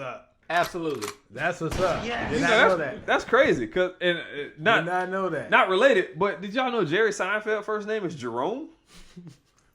Yes. That nigga name is Jerome. I think I did hear that before. That's wild. That's what's up. Jerome. Right, Jerome. No wonder he's a fucking comedian. Like, y'all better open up y'all eyes. No wonder he's a fucking comedian. Antonio got y'all. He went through a lot of shit white. growing up. He got y'all thinking he's regular right. But yeah, so I wanted to, talk about this. And this one, I think we can't really keep the 5 minutes because stop putting time limits on. We got to, man, or else me and this nigga by ourselves will be here for 4 hours, man. No, we chop it up. It's hot, boy. What season is it right now? It's hot boy winter right now, man. Spring. Whatever. Spring, yeah. Anyway, we going out tonight, bitch. So we got to get out of here. Sprung forward. So I wanted to pose the question to you all. I ain't getting my Stephen A. Smith today is one of my favorite sports personalities. That's blasphemous. It is. It's egregious. Blasphemous. Other police department. Shout out to Mike Epps. I know all type of big words. Big words, huh? I know all type of big words. Ambulance. Police department. But so Tony Romo, $17 million deal to He's a color commentator for CBS. Color commentator for CBS. NFL football. NFL football. I wanted to get y'all's take on that because I personally, as I salute him, congrats. I congratulate everybody on getting the bag, right? Get the bag. More power to you. Yes. I just can't help but feel like that number is just way too fucking high, given that I'm enjoy other personalities a lot more than him. Not saying he's not good at his job, but how do y'all feel about that? Ivy Joe. I don't like listening to him at the moment. I have never liked listening to him on any of the goddamn. Like, I can honestly tell you, the majority of the games I watched that he was commentary on, I was at the goddamn smoke in, and I couldn't hear it. Mm-hmm. Cause I don't want to hear him. I don't like hearing him talk. I don't like, even when the Saints is on his fucking, he's doing the Saints. I'm like, fuck, I don't like hearing this motherfucker, man. And that's my team. Like, he's overrated. Period. So you think this contract was overvalued? Yes. Yes. It's America's quarterback. Yes. That's America's quarterback. He ain't worth $17 million. Is it 17 a year? Or is it 17 total? A year. He ain't worth $17 million a year, bro. I don't like hearing him talk, bro. I literally don't like hearing him talk. I don't like hearing his voice. Bre Dupree? So what I think you got into in this situation was supply and demand. So Yes. Romo was the hot color commentator the same way Joe Madden was, the same way John Gruden was. Yes. He was the hot because people felt like he was Nostradamus or whatever. He would call out plays. He called like 3 plays. And they'd be the ones that would happen. So people got into that, and he became like a hot name in the industry. I believe ESPN put in a play to pull 10 him to from 14. CBS. That's probably what bumped it up, because they said 10 to 14. And it wasn't even so. The thing that I think is interesting, I don't think anybody's tuning in to NFL games to hear the people talk. They tuning in to NFL games because NFL is the most popular sport in America. So is anybody worth 14, 17, 20, 10, 8 mil? No. They ain't busting their ass on the field. They might be worth it. And I'm not. But you're not bringing viewers to the TV in that way to be worth that. But he got into a bidding war, so kudos to him. ESPN put some money on the table because they're like, all right, CBS, I see what you're doing over there. I'm going to pull your star. And CBS said, no, the hell you won't. And so the number went up.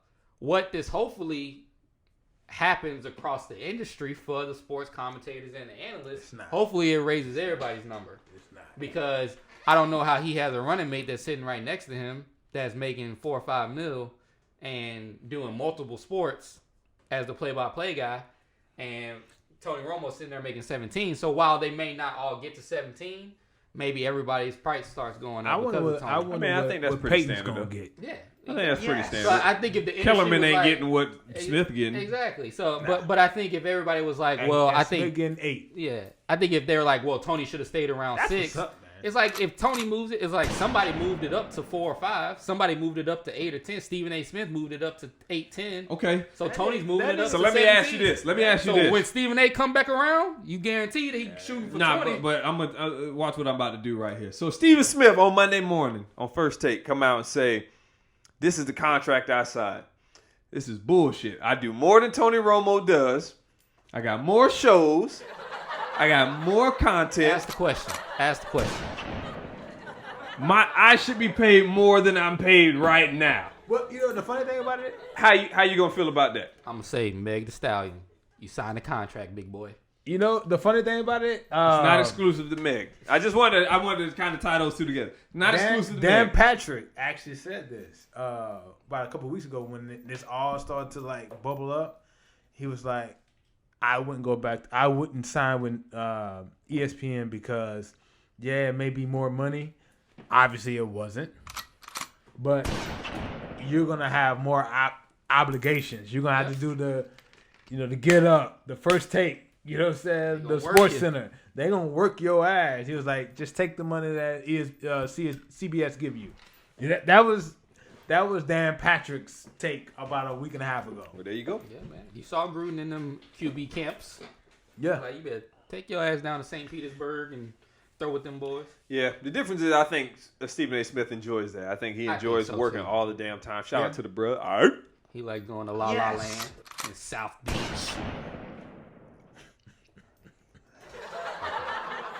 For all those listening to the podcast, sticking his tongue out.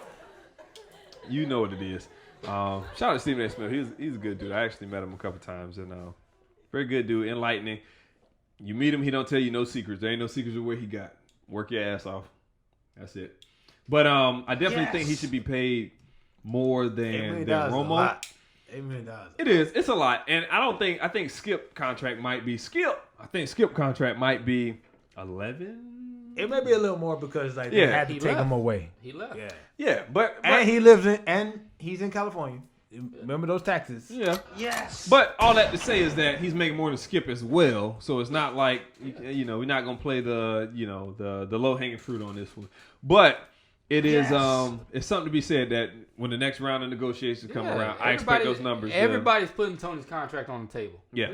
Everybody. So I wonder, especially these guys like Skip and Shannon and so the industry and Stephen wins. A. So the thing about it is, they're talking about Peyton's supposed to be going into the booth for Monday night. I wonder what he's gonna get. I wouldn't pay him shit. I think I enjoy hearing him less than I enjoy Tony if Romo. they gave Antonio Romo 17, what they gonna give? You know, what I'm saying, America's Jason second Witten son. was terrible. He was terrible. Yes. I ain't seen him on no Papa John commercial since they got exposed for racism. Hey, he's still out there, though. Man, it's all about. I guess that benefits him. That backfires on my joke. Damn. Shaq done took over, man. Shaq took all the commercials. Like, he dunked on him. Damn it. And he still got his 36 franchise Yeah. in the Denver area. There you go. Yeah, I mean, I think everybody's price just went up. So shout out to Tony Romo for making it go up. And they'll get it when it come back around. It's not. Some of it's about timing. They talk about it when these quarterbacks come up in the NFL and they get the next. It's not because they're the best. It's because they were up next. Tony Romo was up. He got the bag. So hopefully when they're up next time, they start getting bags like that too. So now if Stephen A. come back around and he only get 10. Then they're gonna double. Exactly, he can't. They're gonna double with him. But then we got something to debate about. The flow is 15. Niggas need to take some of Paul Pierce money because this nigga. Yeah. All right. The truth. Fury Wilder. Go ahead, lead us in that, brother. Man. All right. So Fury Wilder 2 just took place. Sorry for the stutter. Took place not last weekend, the weekend before that. We're not going to analyze the fight. Nope. Wilder lost. Yeah, he did. Okay, He got his ass. he whooped. lost that fight.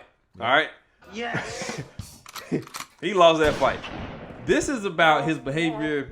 I want to talk about his behavior after the fight, post the fight, and some of the things that he's been saying, taking to social media and saying to interviewers. So he's on record of saying some of these things.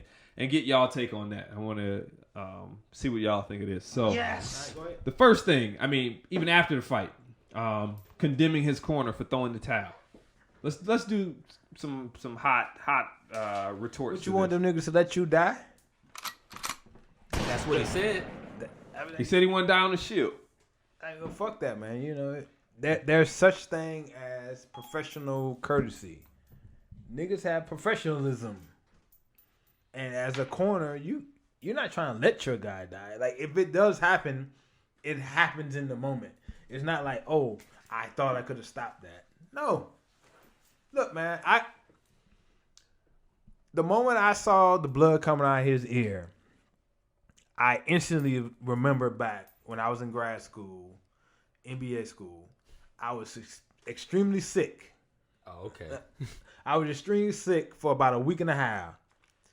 On the back end of that, we had like a class versus class athleticism. Like, we playing basketball, all type of different athleticism. I was coming down, but at that point, I had like a little ear infection. And I was trying to play ball, but every time I got the ball and I tried to drive to the ball, drive to the basket, I felt like I was about to fall over. Nigga had no handles. Perhaps. Try to dress it up, man. You couldn't go left. Perhaps. He had an ear infection his whole life. All I know Still is, got an ear infection. All I know is when I was on the court that particular day, I always felt like I was falling over, or I always felt like the next time someone tried to pass me the ball, I was gonna miss it and it was gonna hit me right in the fucking face. And I was worried. I was like, and at that point, I was like, yo, I can't play. And I felt some kind of way until about a week later, and I realized, yeah, it was something with my ear. And then you find out, yeah, the ear can fuck up your equilibrium. Cochlea. Yep. And at that point, because I went through it, I was like, man, and this motherfucker is trying to beat your fucking ass. You ain't getting out of that shit. Yep. Like, no, you not gonna win this. Like, I don't care what kind of athlete you is. He's also a world-class athlete. Yep.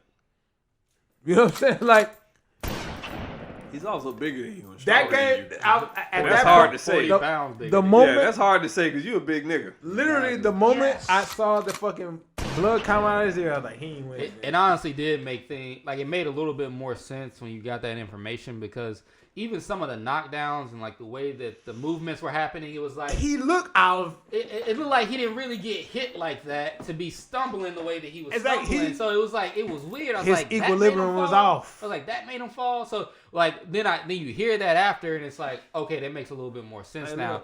But I think as far as the principle on, the throwing in of the towel, I think at the end of the day, every man has to make a decision, right? Wilder made his decision that he told his corner under no circumstances to throw in the towel, right? That's the decision that he made. I don't agree with that. Each of those people in his corner are men themselves, and they have relationships with him.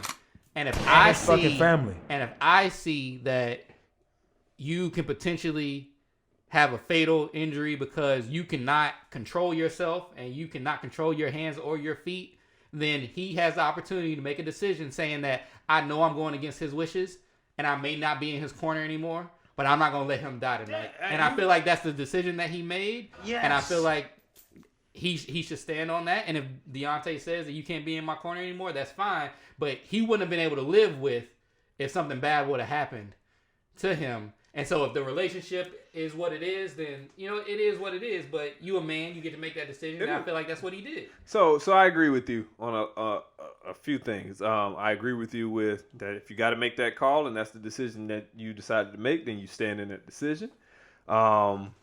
I agree, you hire people that you trust to make that decision and you empower them to make that decision. So it seems like there was a conflict of interest with the let me die on my shield kind of mentality and where his corner was coming from. And then I also, when they threw in the towel, it wasn't the worst part of the fight to me. So I'm like, damn, you threw it then. It's like this nigga was getting his head beat in 30 seconds before that. Yeah. That would have been a much better situation to throw it in at. Yeah. But I guess I'm kind of torn between this one because I think that I'm torn at all. I'm torn in when they threw the towel. Right. I'm not torn in the decision. Yeah, but he was gonna take an ass.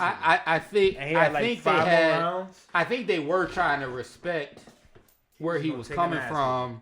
As far as they knew they had clear direction not to throw in the towel ever. Yeah. I mean, and I feel like they probably could have thrown in the towel in the third round. Like the way that he started to look and after he took that hit to the back of the head. And he just started falling to the ground. That was in what round? The second. Yeah, that was the second round. It's like they could have thrown in the towel in the third round. And I feel like it took them seeing him get his ass whooped for that long and the ear just bleeding more and more and more. And it's like, this is getting worse. And so it's like, I feel like they finally was like, yeah, you're not going back out there. All right. So I think they went when that nigga came to the corner at the end of the second round, and the nigga said, "Yo, you bleeding out your ear," and that nigga then turned and acknowledged what they just said. It's like, "Yo, you bleeding out your ear," and the nigga didn't acknowledge him, and then they went in front of him. It was... That's when the nigga was like, "Okay, yeah, we gotta call this shit." This nigga don't hear me yelling in his ear. I'm over here yelling in your ear. You can't hear me. You got to be off your rocker. You know what I'm saying? But I guess I'm when you say it took you back to a younger year. I had an experience where in a situation where a motherfucker wasn't trying to beat my ass, where I couldn't stay, like I literally couldn't stay on top of my feet. And I'm like, I always felt like when I was driving to the basket, I was like, man, I'm about to fall over. What would you rate your handles 1 to 100 in 2K points at that point? You keep talking about. I'm trying to lighten the mood. We ain't got to be serious the whole time. What's Shaq? What was your handles on the slider, man? But that's a lot. Because like 100 is the best dribbler. If I say Kyrie. my handles 100 like is Kyrie. 70. At the time, what was your handle? Yeah. The left. I mean, dude, I was good. Like my handles were serviceable. So like 52? This nigga no, I told you 70. 50. Come 70. On. Who's 70? Me. In 2K. Lonzo Ball. That's cool. I think that. You wasn't handling like Lonzo though. Yeah, man. But you was like a 43. That might be like Giannis. But we were regular niggas though, dude. Regular niggas. That's what I'm saying. So yeah, so you top out at 70. Exactly. As a regular nigga. So you got to be down in the 50s. Alright, whatever. Max. Whatever. It's like the best person. We go to LA Fitness. We go to LA Fitness right now. I'm trying to shit on you right now. And the best. We just trying to. These Orlando niggas trying to shit on Louisiana nigga right now. You know what I'm saying? So that day you was about a 32. And if you want to associate him with Florida, it's more Jacksonville than anything.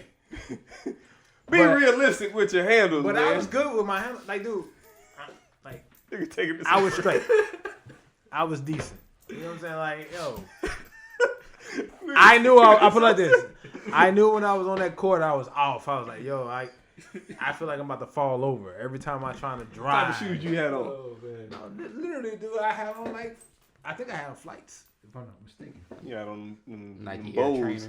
That was back when Bose and Reeves was there, nigga. You was at lunch break. You had on a Nike flight. You had on the 2 for 90. Shut up, man. This is 2013, nigga. Next topic. But I guess I ended on this. I feel like him blaming it on his costume is weak. We ain't talk about that. Take your ass. Oh yeah. All right. So you lost. So we are gonna progress this, right? I just want it real quick. All right. So with that one, it's like, all right. I think we settled on you were losing the fight. Even if it did affect you, you decided to put that shit on you. You got to eat that. Okay. Well, all right. We didn't exactly move into the costume yet, but so as far as him blaming his corner, that's their job. I think we all agree with that. That's their job. You was losing. It looked like you could get hurt even more. That's what they supposed to do. That's what they supposed to do. Okay, next one. Boom. His costume. How you feel about him saying, "Oh, his costume weakened his leg"? That's bullshit. That's weak. That is weak. Keep that shit to yourself. That's weak sauce. I don't want to hear that shit. Nope. Yeah. You got your ass Niggas whooped. prepare for boxing matches. They jog like 10 miles like regularly. So a 40-mile costume is not going to strain your legs no more. And bro, you a professional boxer. That's the heavyweight champion of the world. You know your body. Yes. If you back in the room for 10 minutes with that shit on, and you're like, yeah, this shit's kind of heavy. First off, that ain't the first time. If we being honest, that ain't the first time he put that shit on. He had to try it on. He had to try it on. Yeah. He was back there in the dressing room for like 10, 15 minutes with it on. So you know it's like, man, this shit too heavy. I need to take this shit. You have a mask on that you can't, like, with no opening to breathe out of, and you about to go get into a boxing match. That's it's like, you. I don't feel sorry for Those you. were Black Diamonds. Black Diamonds got to breathe, my brother. Okay. Sierra Leone diamonds. Conflict diamonds. So I'm like, bro, you know your body. You're a world class athlete. Like, I don't want to hear none of that shit. You got your ass whooped. Don't do it next time. We don't need to hear about it. Okay. So I agree with that as well. I think it was an excuse, and I don't want to hear no excuses, man. If you lost, you lost. Just say, hey, next time I'm not gonna wear this fucking outfit. You know what I'm saying? I'm gonna come out just strict. But it seemed like he was kind of trying to deflect and put it on that was a possibility why he lost. I think his ego was hurt, and he was trying to find reasons why he had never lost before. I'm glad you brought up. Find reasons why. Yes. I'm glad you brought up ego. So the next one. This motherfucker went to Instagram Live. I would say this before we move on. I'm gonna let you have that, but I am looking forward to Fury Wilder 3. Yeah, I mean, he said he wanted and it was in the contract for it. So, but I wasn't segueing away from the topic. I was going to segue into we talking ego with him taking the Instagram Live or whatever live social media and saying, you know, I'm y'all's king and I'm this and I'm that. Shit. I think, as much as I hate to say it, because I liked the Bronze Bomber before this fight, and I still do like him. I do like him too. I don't like. But that. I feel like kind of some of the ththings that he's been saying out loud, and you know, the persona he's been kind of portraying. Too I think it got to his head a little bit, because for him to make these videos and to like proclaim, you know, self-proclaim to be, you know, I'm y'all king, I'm a king, I'm this and I'm that and whatever. I'm not trying to shit on him, but it just seems that like he believed the hype in his head a little too much. Obviously, he did. And I don't want to say he didn't put the work in, but he was outworked. I wouldn't say that. The only reason why I wouldn't say that is because, like, if a nigga bust your ear, that don't matter. That was also kind of an illegal punch. I definitely thought it was when I saw it. It's an illegal punch. I'm surprised that I haven't heard that statement. People said it, but the fight continues. You just dock a couple points and you keep fighting. But it's like you hit him in the back of the head. Yeah, like, and I think he got hit in the back of the head a couple times that fight. But not to digress, right? But he lost the fight. But it's kind of telling, these like the interviews I'm hearing, it's like excuses popping up, and then all this kind of self-proclaiming, to be this. I don't want to say deity, but to be this person of high stature and whatever, and it's like, you're a boxer, dog. Like, you're an entertainer, right? We can lump you all in entertainment. It's entertainment, but it just seems that he believed what he would say about himself, and almost that brought him some type of immunity or something like that. Fury proved that wrong with a legal shot to the back of the head. I mean, I don't hold that against him too much though, because I feel like for how he got to the place that he was at, and I feel like you need some of that, and you need that ridiculous amount of belief in yourself and what you can do. And I feel like he really mentally is going to have a challenge, maybe even more than physically. He probably did feel like he was invincible. Like, literally, people that have seen boxing forever, saw Tyson, everybody said that he's the hardest puncher they have ever seen.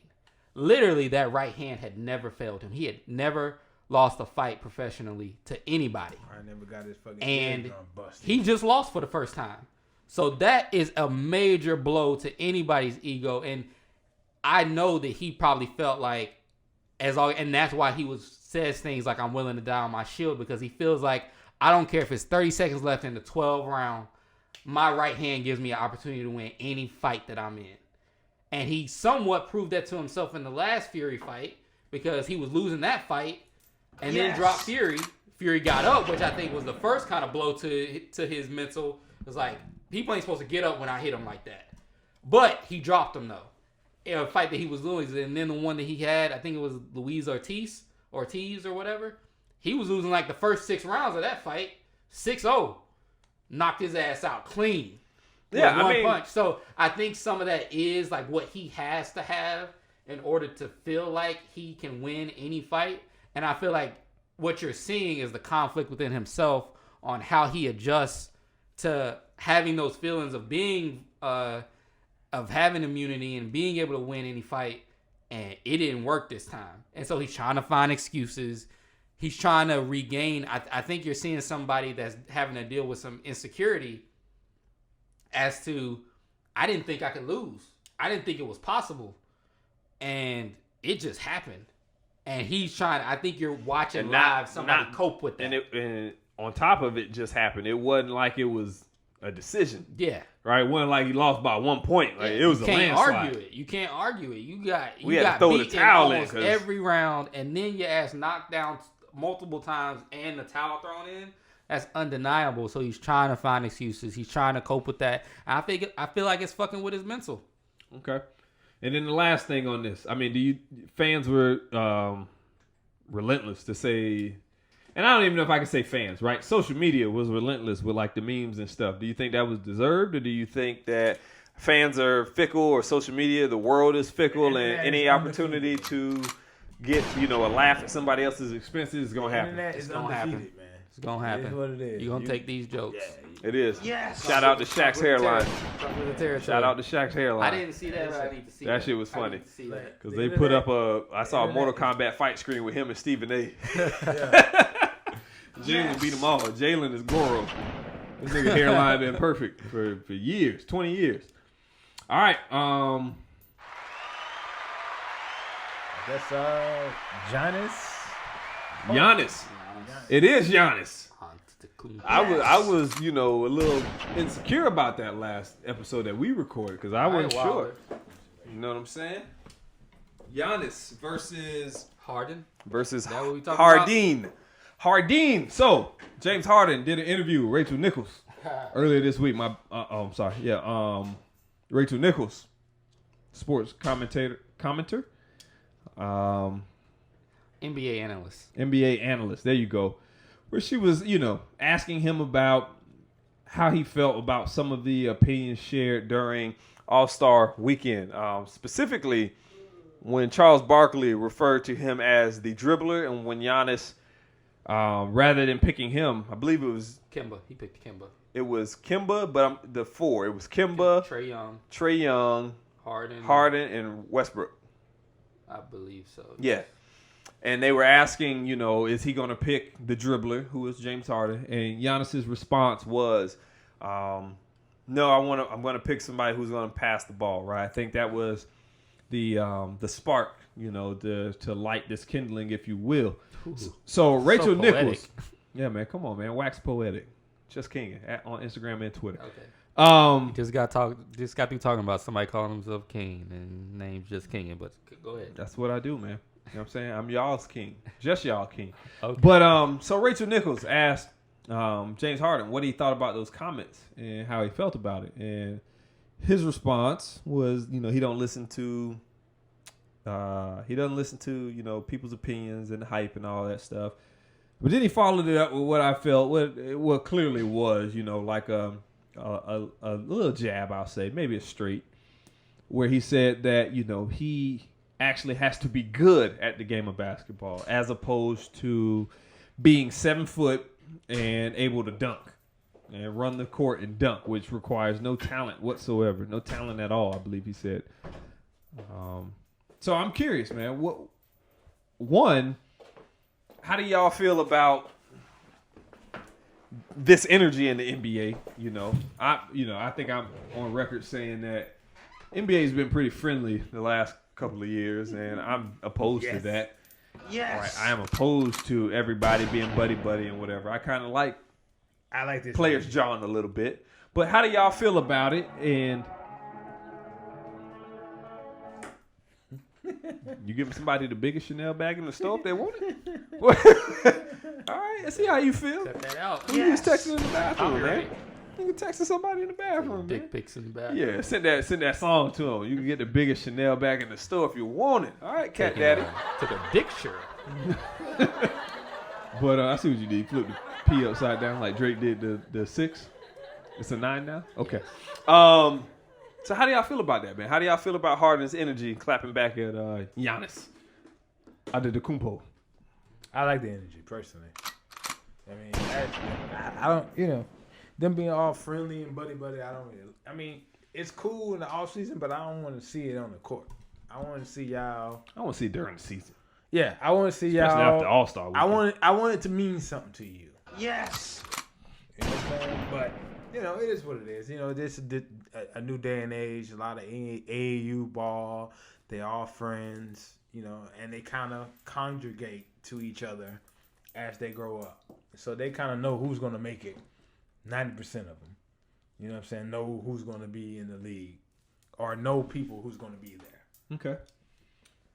I mean, I think some of it, I think we have revisionist history sometimes with how we remember how the NBA used to be. I don't necessarily believe that it's so much more buddy than it was back in the day. Yeah, the fouls were harder. I believe it was more physical because of the rules and how things have changed. But I wouldn't necessarily say that when you watch a Cavaliers-Warriors final that LeBron and Steph Curry are hugging on the court.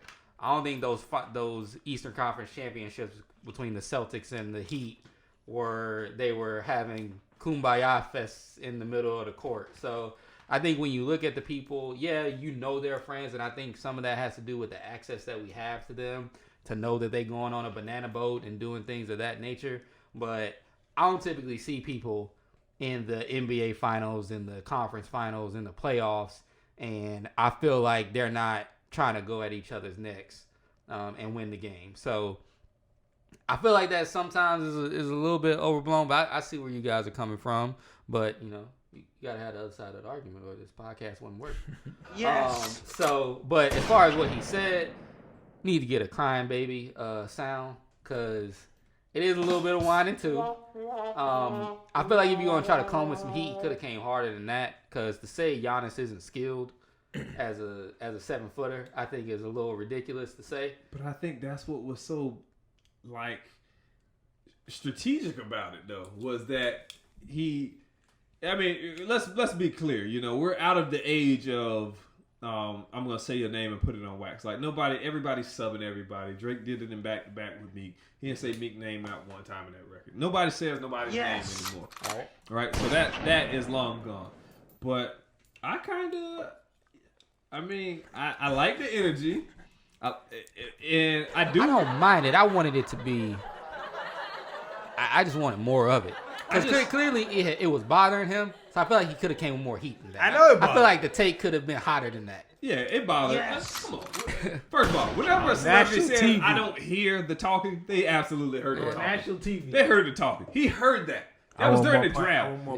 How did he know who team he was on? He was watching the draft. He heard it. He heard it. Yep.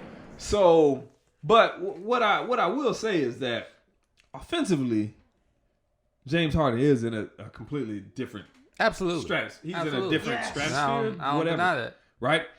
So, if anybody else said that, if Sasha Vujacic said that, and I don't know where Sasha Vujacic is right now. Where is Sasha Vujacic? If Kwame Brown said that, it's an insult.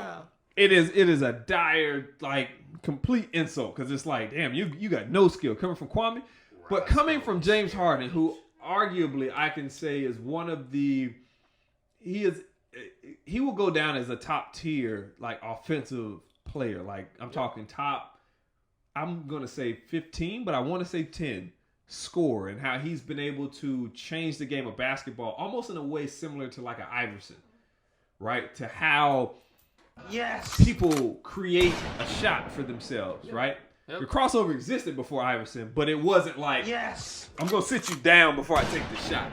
It became like what generations aspired to do after that point. I don't think you have and one without Iverson, right? James Harden is fucking borderline travel setback. This shit is changing the game of ball right now. And I see college and high school kids doing the same shit. I see girls doing it. Yeah. So he's going to go down. There's when Ginobili blocked the Euro step, this nigga added a move to the game. So for him saying that is no skill to do what you do, I don't think it's as big as an insult as coming from arguably one of the most offensively talented players in the league. It's not that big of a insult. But that's my problem with it.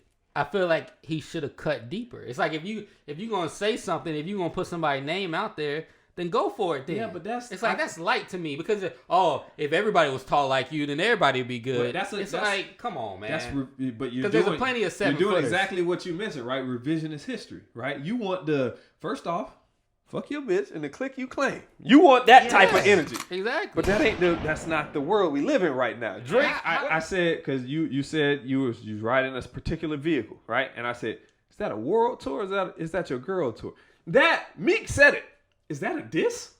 That's not really hard of a diss. But that's why I'm like, why say anything then? Because I got the baddest chick in the game and you dissing me by saying you got the biggest girl? Her tour is bigger than it? Yeah, nigga, I achieved that. That's not. It's a diss, but it's like a privileged nigga diss. You know what I'm saying? But okay, your yacht 70 feet? No, only 50? Oh, I didn't know they made yachts at 50 feet. I'm just saying, if you're gonna say something, then say something, man, and be go for it. Like I don't know. At the end of the day, I like it. So one of the things I will say is, I guess.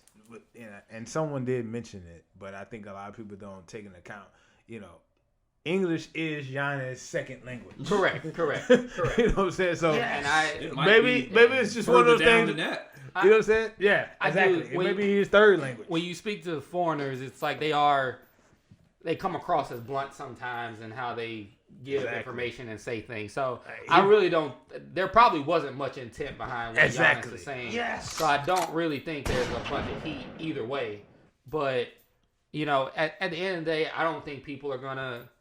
I think it's gonna be passive no matter what Harden says until people see him do it in the playoffs anyway. Because I feel like he doesn't get that credit that you're talking about. He will go down as that person that you're speaking of, but when people talk about him today, they don't give him that level of respect when they're speaking his name and when they're talking about him the way that somebody who is doing offensive things that haven't been done since Jordan and creating moves that are going to go down in the game that people are mimicking, the way you would think that they would be speaking of him because of some of his lapses in the playoffs. And I feel like so that's where ultimately for him, I feel like he's gonna continue to get some of that type of energy, and people are gonna side more with Giannis until he can prove that he can do those things in the playoffs and win. It's like, because Steph Curry gets some of that from time to time, but I feel like he gets less than what a Harden would get because he has those chips on his name.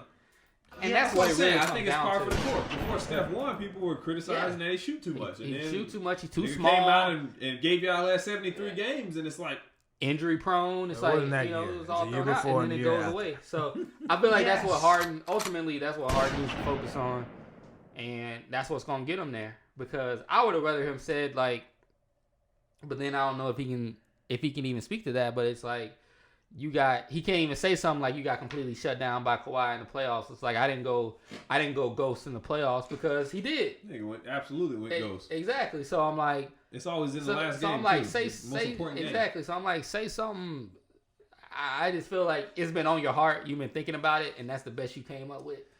I don't know if It was on his heart. He was thinking about it since that day. Yes and no. I think that they definitely hear it. So when they say I didn't hear it, I think that's always a lie. But I do think he's kind of clearly he's in his own world with things because he's, you know, the way he moves, the moves he creates and introduces, he's not mimicking anybody. He's creating this shit. And to see how the Rockets ran the offense before Westbrook got there, I mean, he's perfectly comfortable being whatever people call him, right? The dribbler or this guy, because that's what the offense called for. Right, that's what it is. Dribble a bunch until they either relax on you to shoot it, and if they don't relax, drive to the hole and dish it off and create the offense, right? Stir it up. But I don't know, man. I just like the energy. I like a little bit of trash talk, and I'm interested to see. I mean, these two probably won't meet because East and West. Yes. Right. So they'll play some season games, but 2 games a year. Yeah, but neither one of them are making it to the actually. Bucks might make it to the finals. Yeah, but they won't see. There's no chance in hell they're seeing each other. I mean, the one like in the I NBA will finals. I will piggyback off of you and say I like Giannis's energy because like him saying that he don't want to go and link up with anyone other than his brothers. That I like that. Well, that's an aspect we did. You know what I'm saying? I like that. Like the only players he wants to link up with is his brothers, and I'm like African brothers. No, literally, but blood brothers.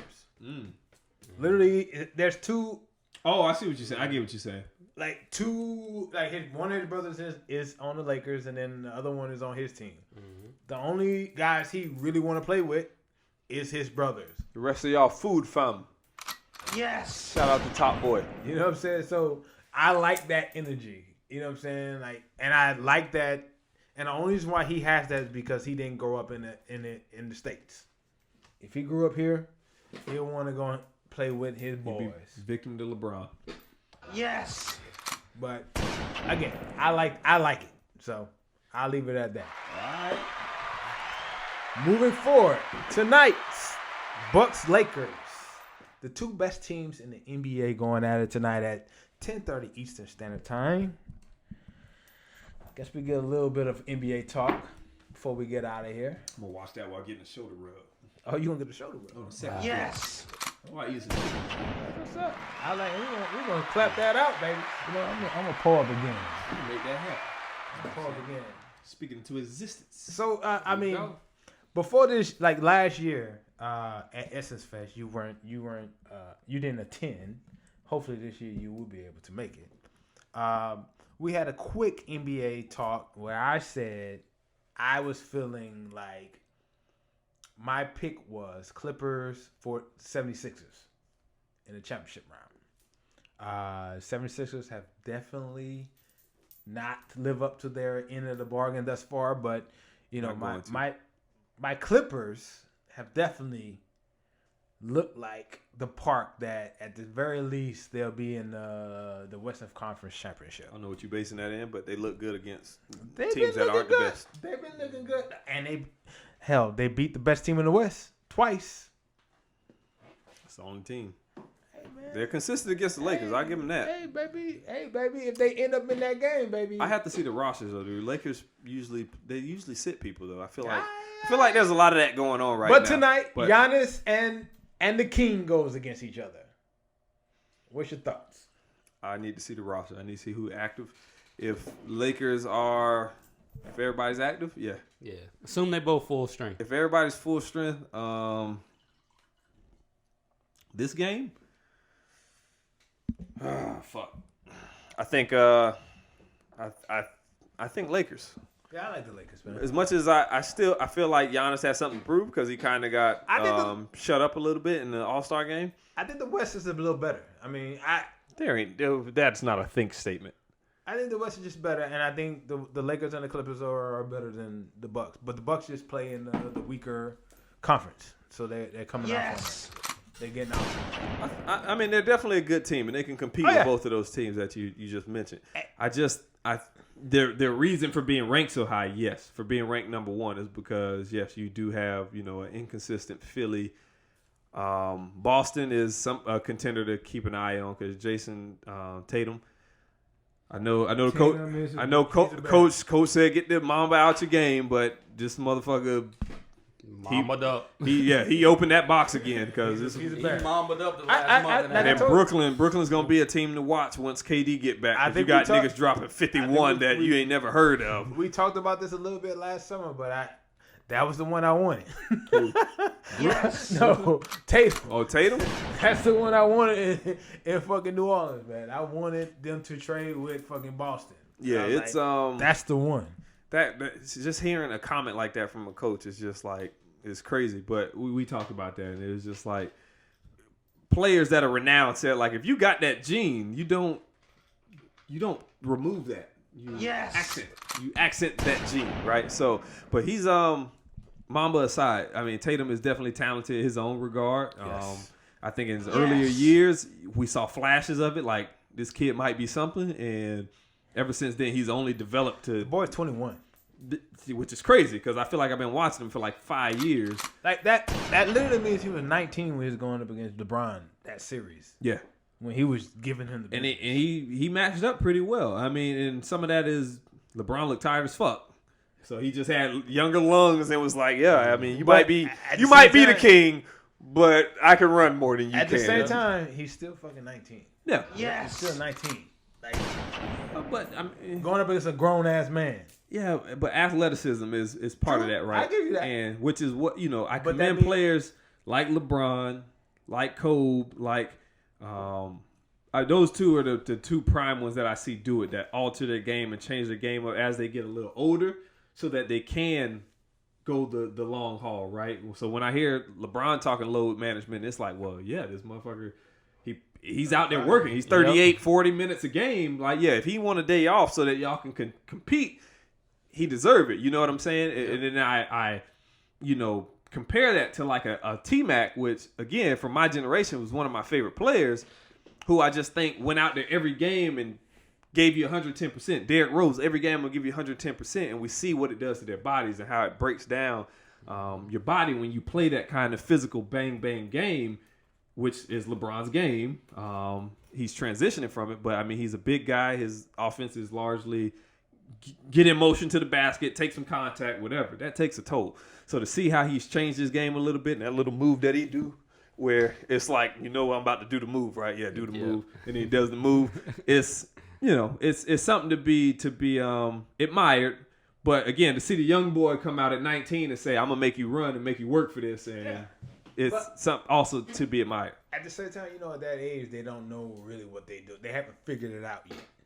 And in that instance, if he was about 5 years more experienced, he probably could have took more advantage in that series. You know what I'm saying? And that essentially it was athleticism that kept him in the game. Absolutely. And basketball is one of those sports where that can behoove you. It's not necessarily a skill sport, right? It can athleticism is a skill. I don't know about that. I don't know about that. Because you get players like Shaq and Taco Fall who never really played the game, but they were big and they could get up and down the court. So I wouldn't put Taco and Shaq in the same phrase. Shaq was a fucking athlete. Taco is just fucking 7'6". Agreed. But there is some athlete. You Shaq's, still have to get up and down the court. To be that tall and to be able to move at all. He's not in. Have y'all I'm not Obviously, comparing. I haven't I'm watched not that. comparing the two. It's just saying that. You said Shaq and Taco. Yes, because They're the not the two same. of them did not play basketball. They're not the same. But you're missing the Shaq was a similarity stud. that I'm pulling from. I'm pulling from Shaq did not grow up playing basketball. He started playing basketball in high school. No, it was 12, 13. High school. Yeah, That's not high school. That's middle school. 13 is for some people it's high school. Well, where I'm from is middle school. For So I can only Okay, speak on we're my gonna move experience. up that one.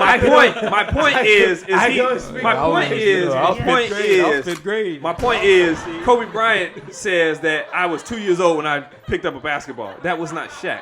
Shaq was developing. He was already a big fucking guy. And then somebody said, you should give basketball a try. And he fucking went out there and was like, oh shit. Yeah, if I can run up and down this court, I'm bigger than everybody. It's really hard for these guys to stop me. And that gets that being able to out hustle somebody, speaking from a hooper, if you can run more than the other guy, you will score.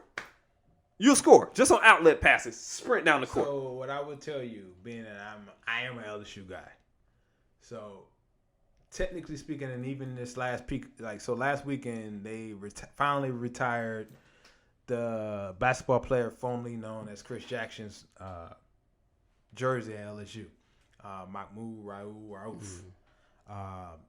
And it's always been said, but we had two guys, twin towers, him and Robert Stanley at LSU, and everyone always said that Robert was always way better than Shaq.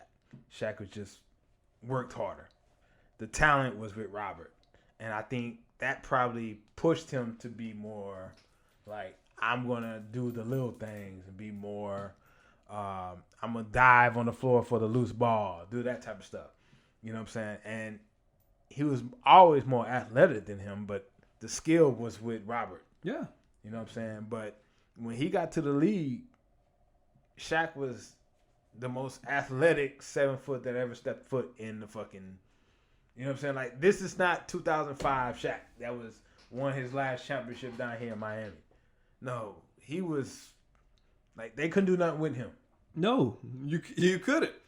I think we had this conversation about like when people, the comments was like AD has like guard-like handles, and I'm just like, Shaq would come down and do the same crossover, and he never got that kind of regard. But Shaq ran the floor at 300 pounds, would run the floor on the break, would come down, one dribble, drop step. Like he has the athleticism. He would run the floor. I feel like if he was in today's game, he could have adjusted to it because he had the athleticism to do it. Yeah, for sure.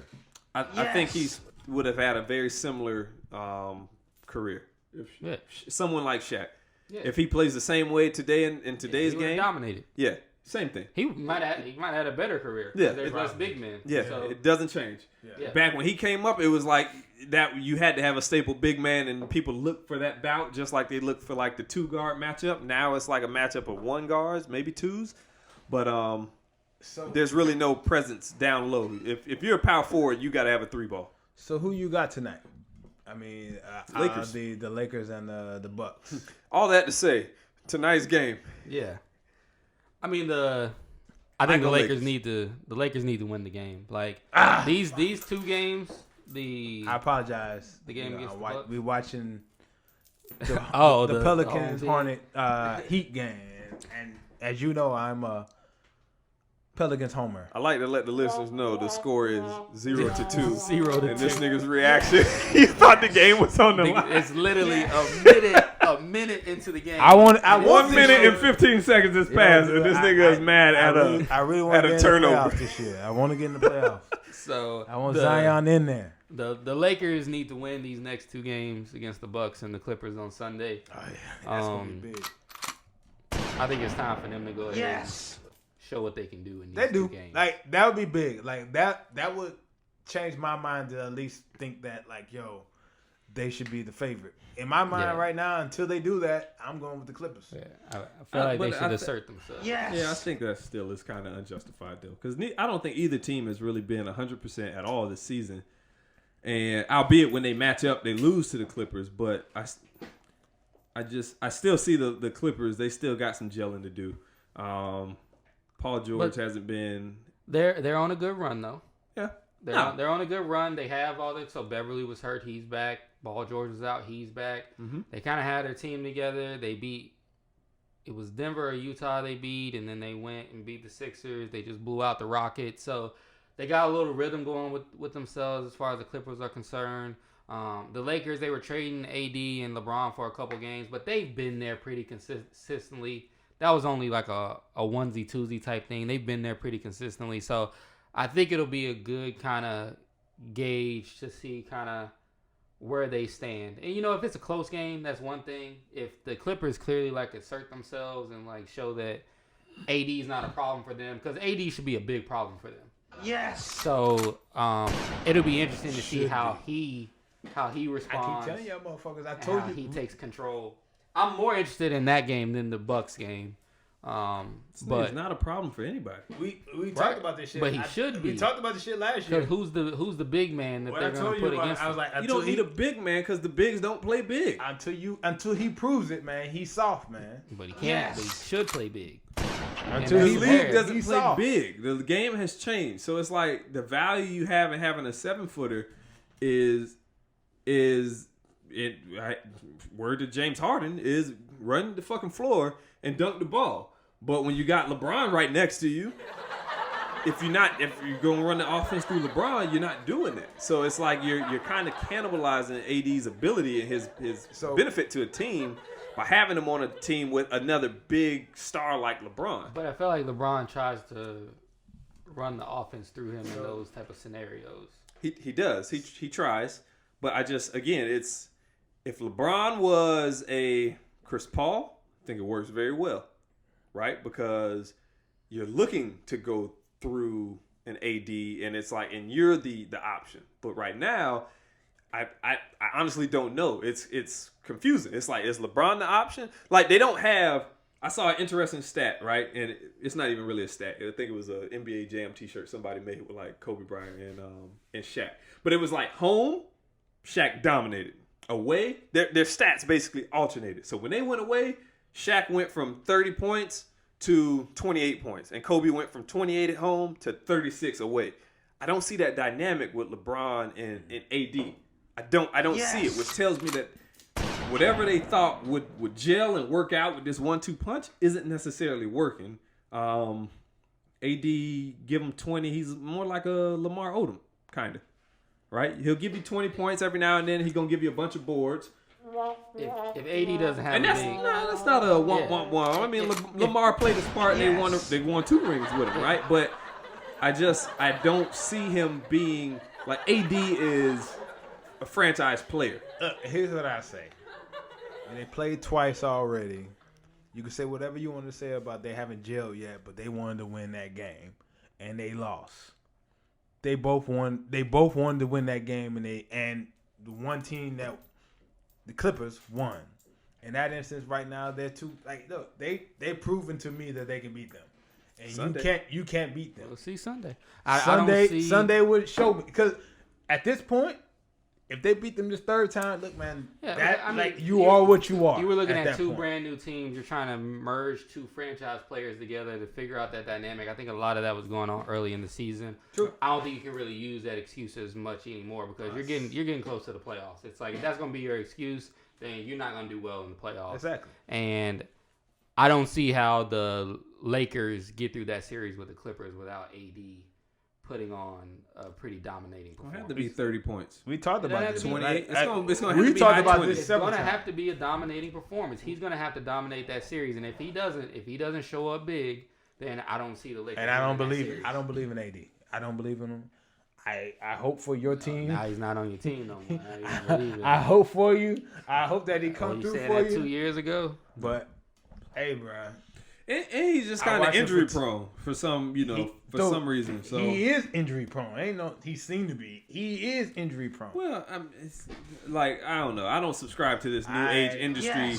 Load management injury. Like an injury in my time was you had a cast on, motherfucker. You came to the court and your leg was in a hard cast. This load management shit, it's different. I still don't know how I feel about that topic, honestly, but I still got this little figurine up. And Lakers just got Deion Waiters. Yeah, he did. So I did not. Why they pick JR? I would have liked JR. Should have got JR. I wanted JR for the culture. Neither. Them clowns out of there.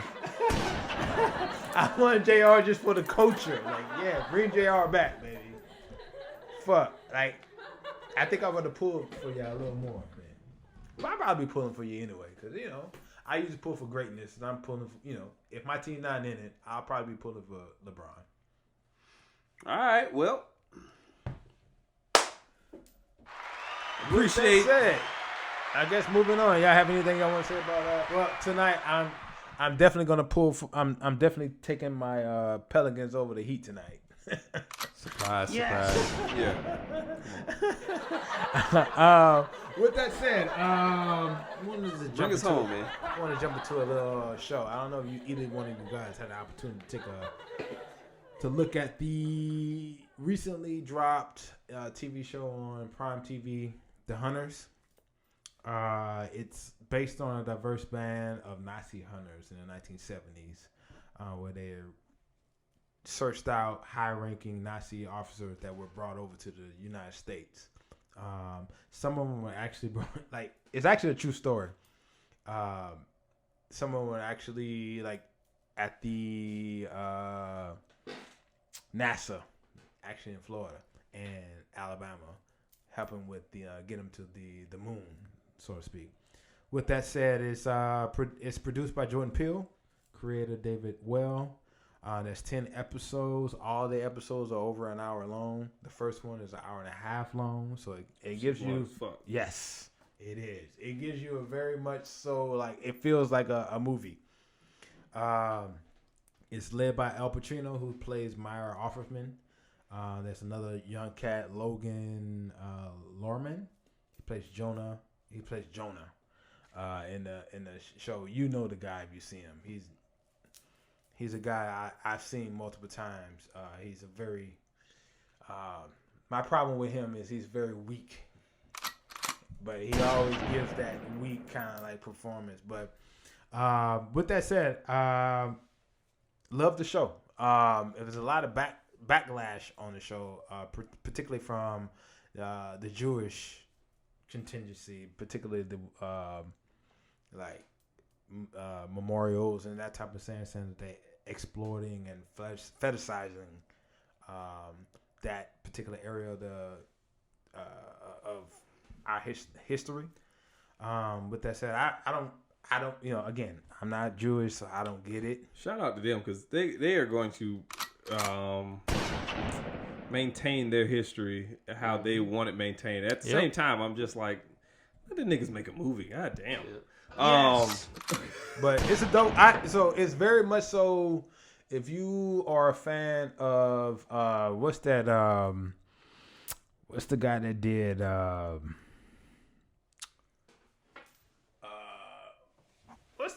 what's the guy that do all the Stephen King. No, not Stephen King. Quentin Tarantino. What's the one he did where he did the with Samuel L. Jackson. Not that one. John Travolta. Brian. What's the Jamie Foxx. The pretty nigga. The pretty white boy. Brad Pitt. Glorious Bastards. Yes. If you are a fan of that one. Yes. I guess it. Nigga gave no hints. Like, you be my party in Pictionary. Nigga, what's the I just draw a line. What's the Eiffel Tower?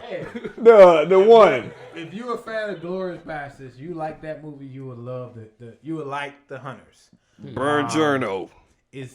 I'll put it like this. I'm not gonna give away anything in it, but I just say this: Al Pacino is not gonna make it to the second series, the second season. Thank you for giving that away. Yes. Give away everything. I'm not gonna give nothing away, but this nigga don't live through the first season. This nigga dies. No reason. This nigga dies, and I've only seen 2 episodes, and he didn't die in the second one. Thanos wins, people, and it's big. So, and I'm using one of the motherfuckers that usually pick up on shit. I didn't get it until it happened. So it's a good, in that instance, it's a good show. I would tell you to, take some time out, look at it. Like you said, you probably won't be able to do it because you got to live. I've been trying to watch it, but between that and The Outsiders, motherfucker, like, you got to have half a day put aside for 2 episodes, man. True. But it's an hour long. Like, I didn't realize, like, I was looking at the shit, like, after it was over, I was like, man, this shit usually it's like 45, 50 minutes.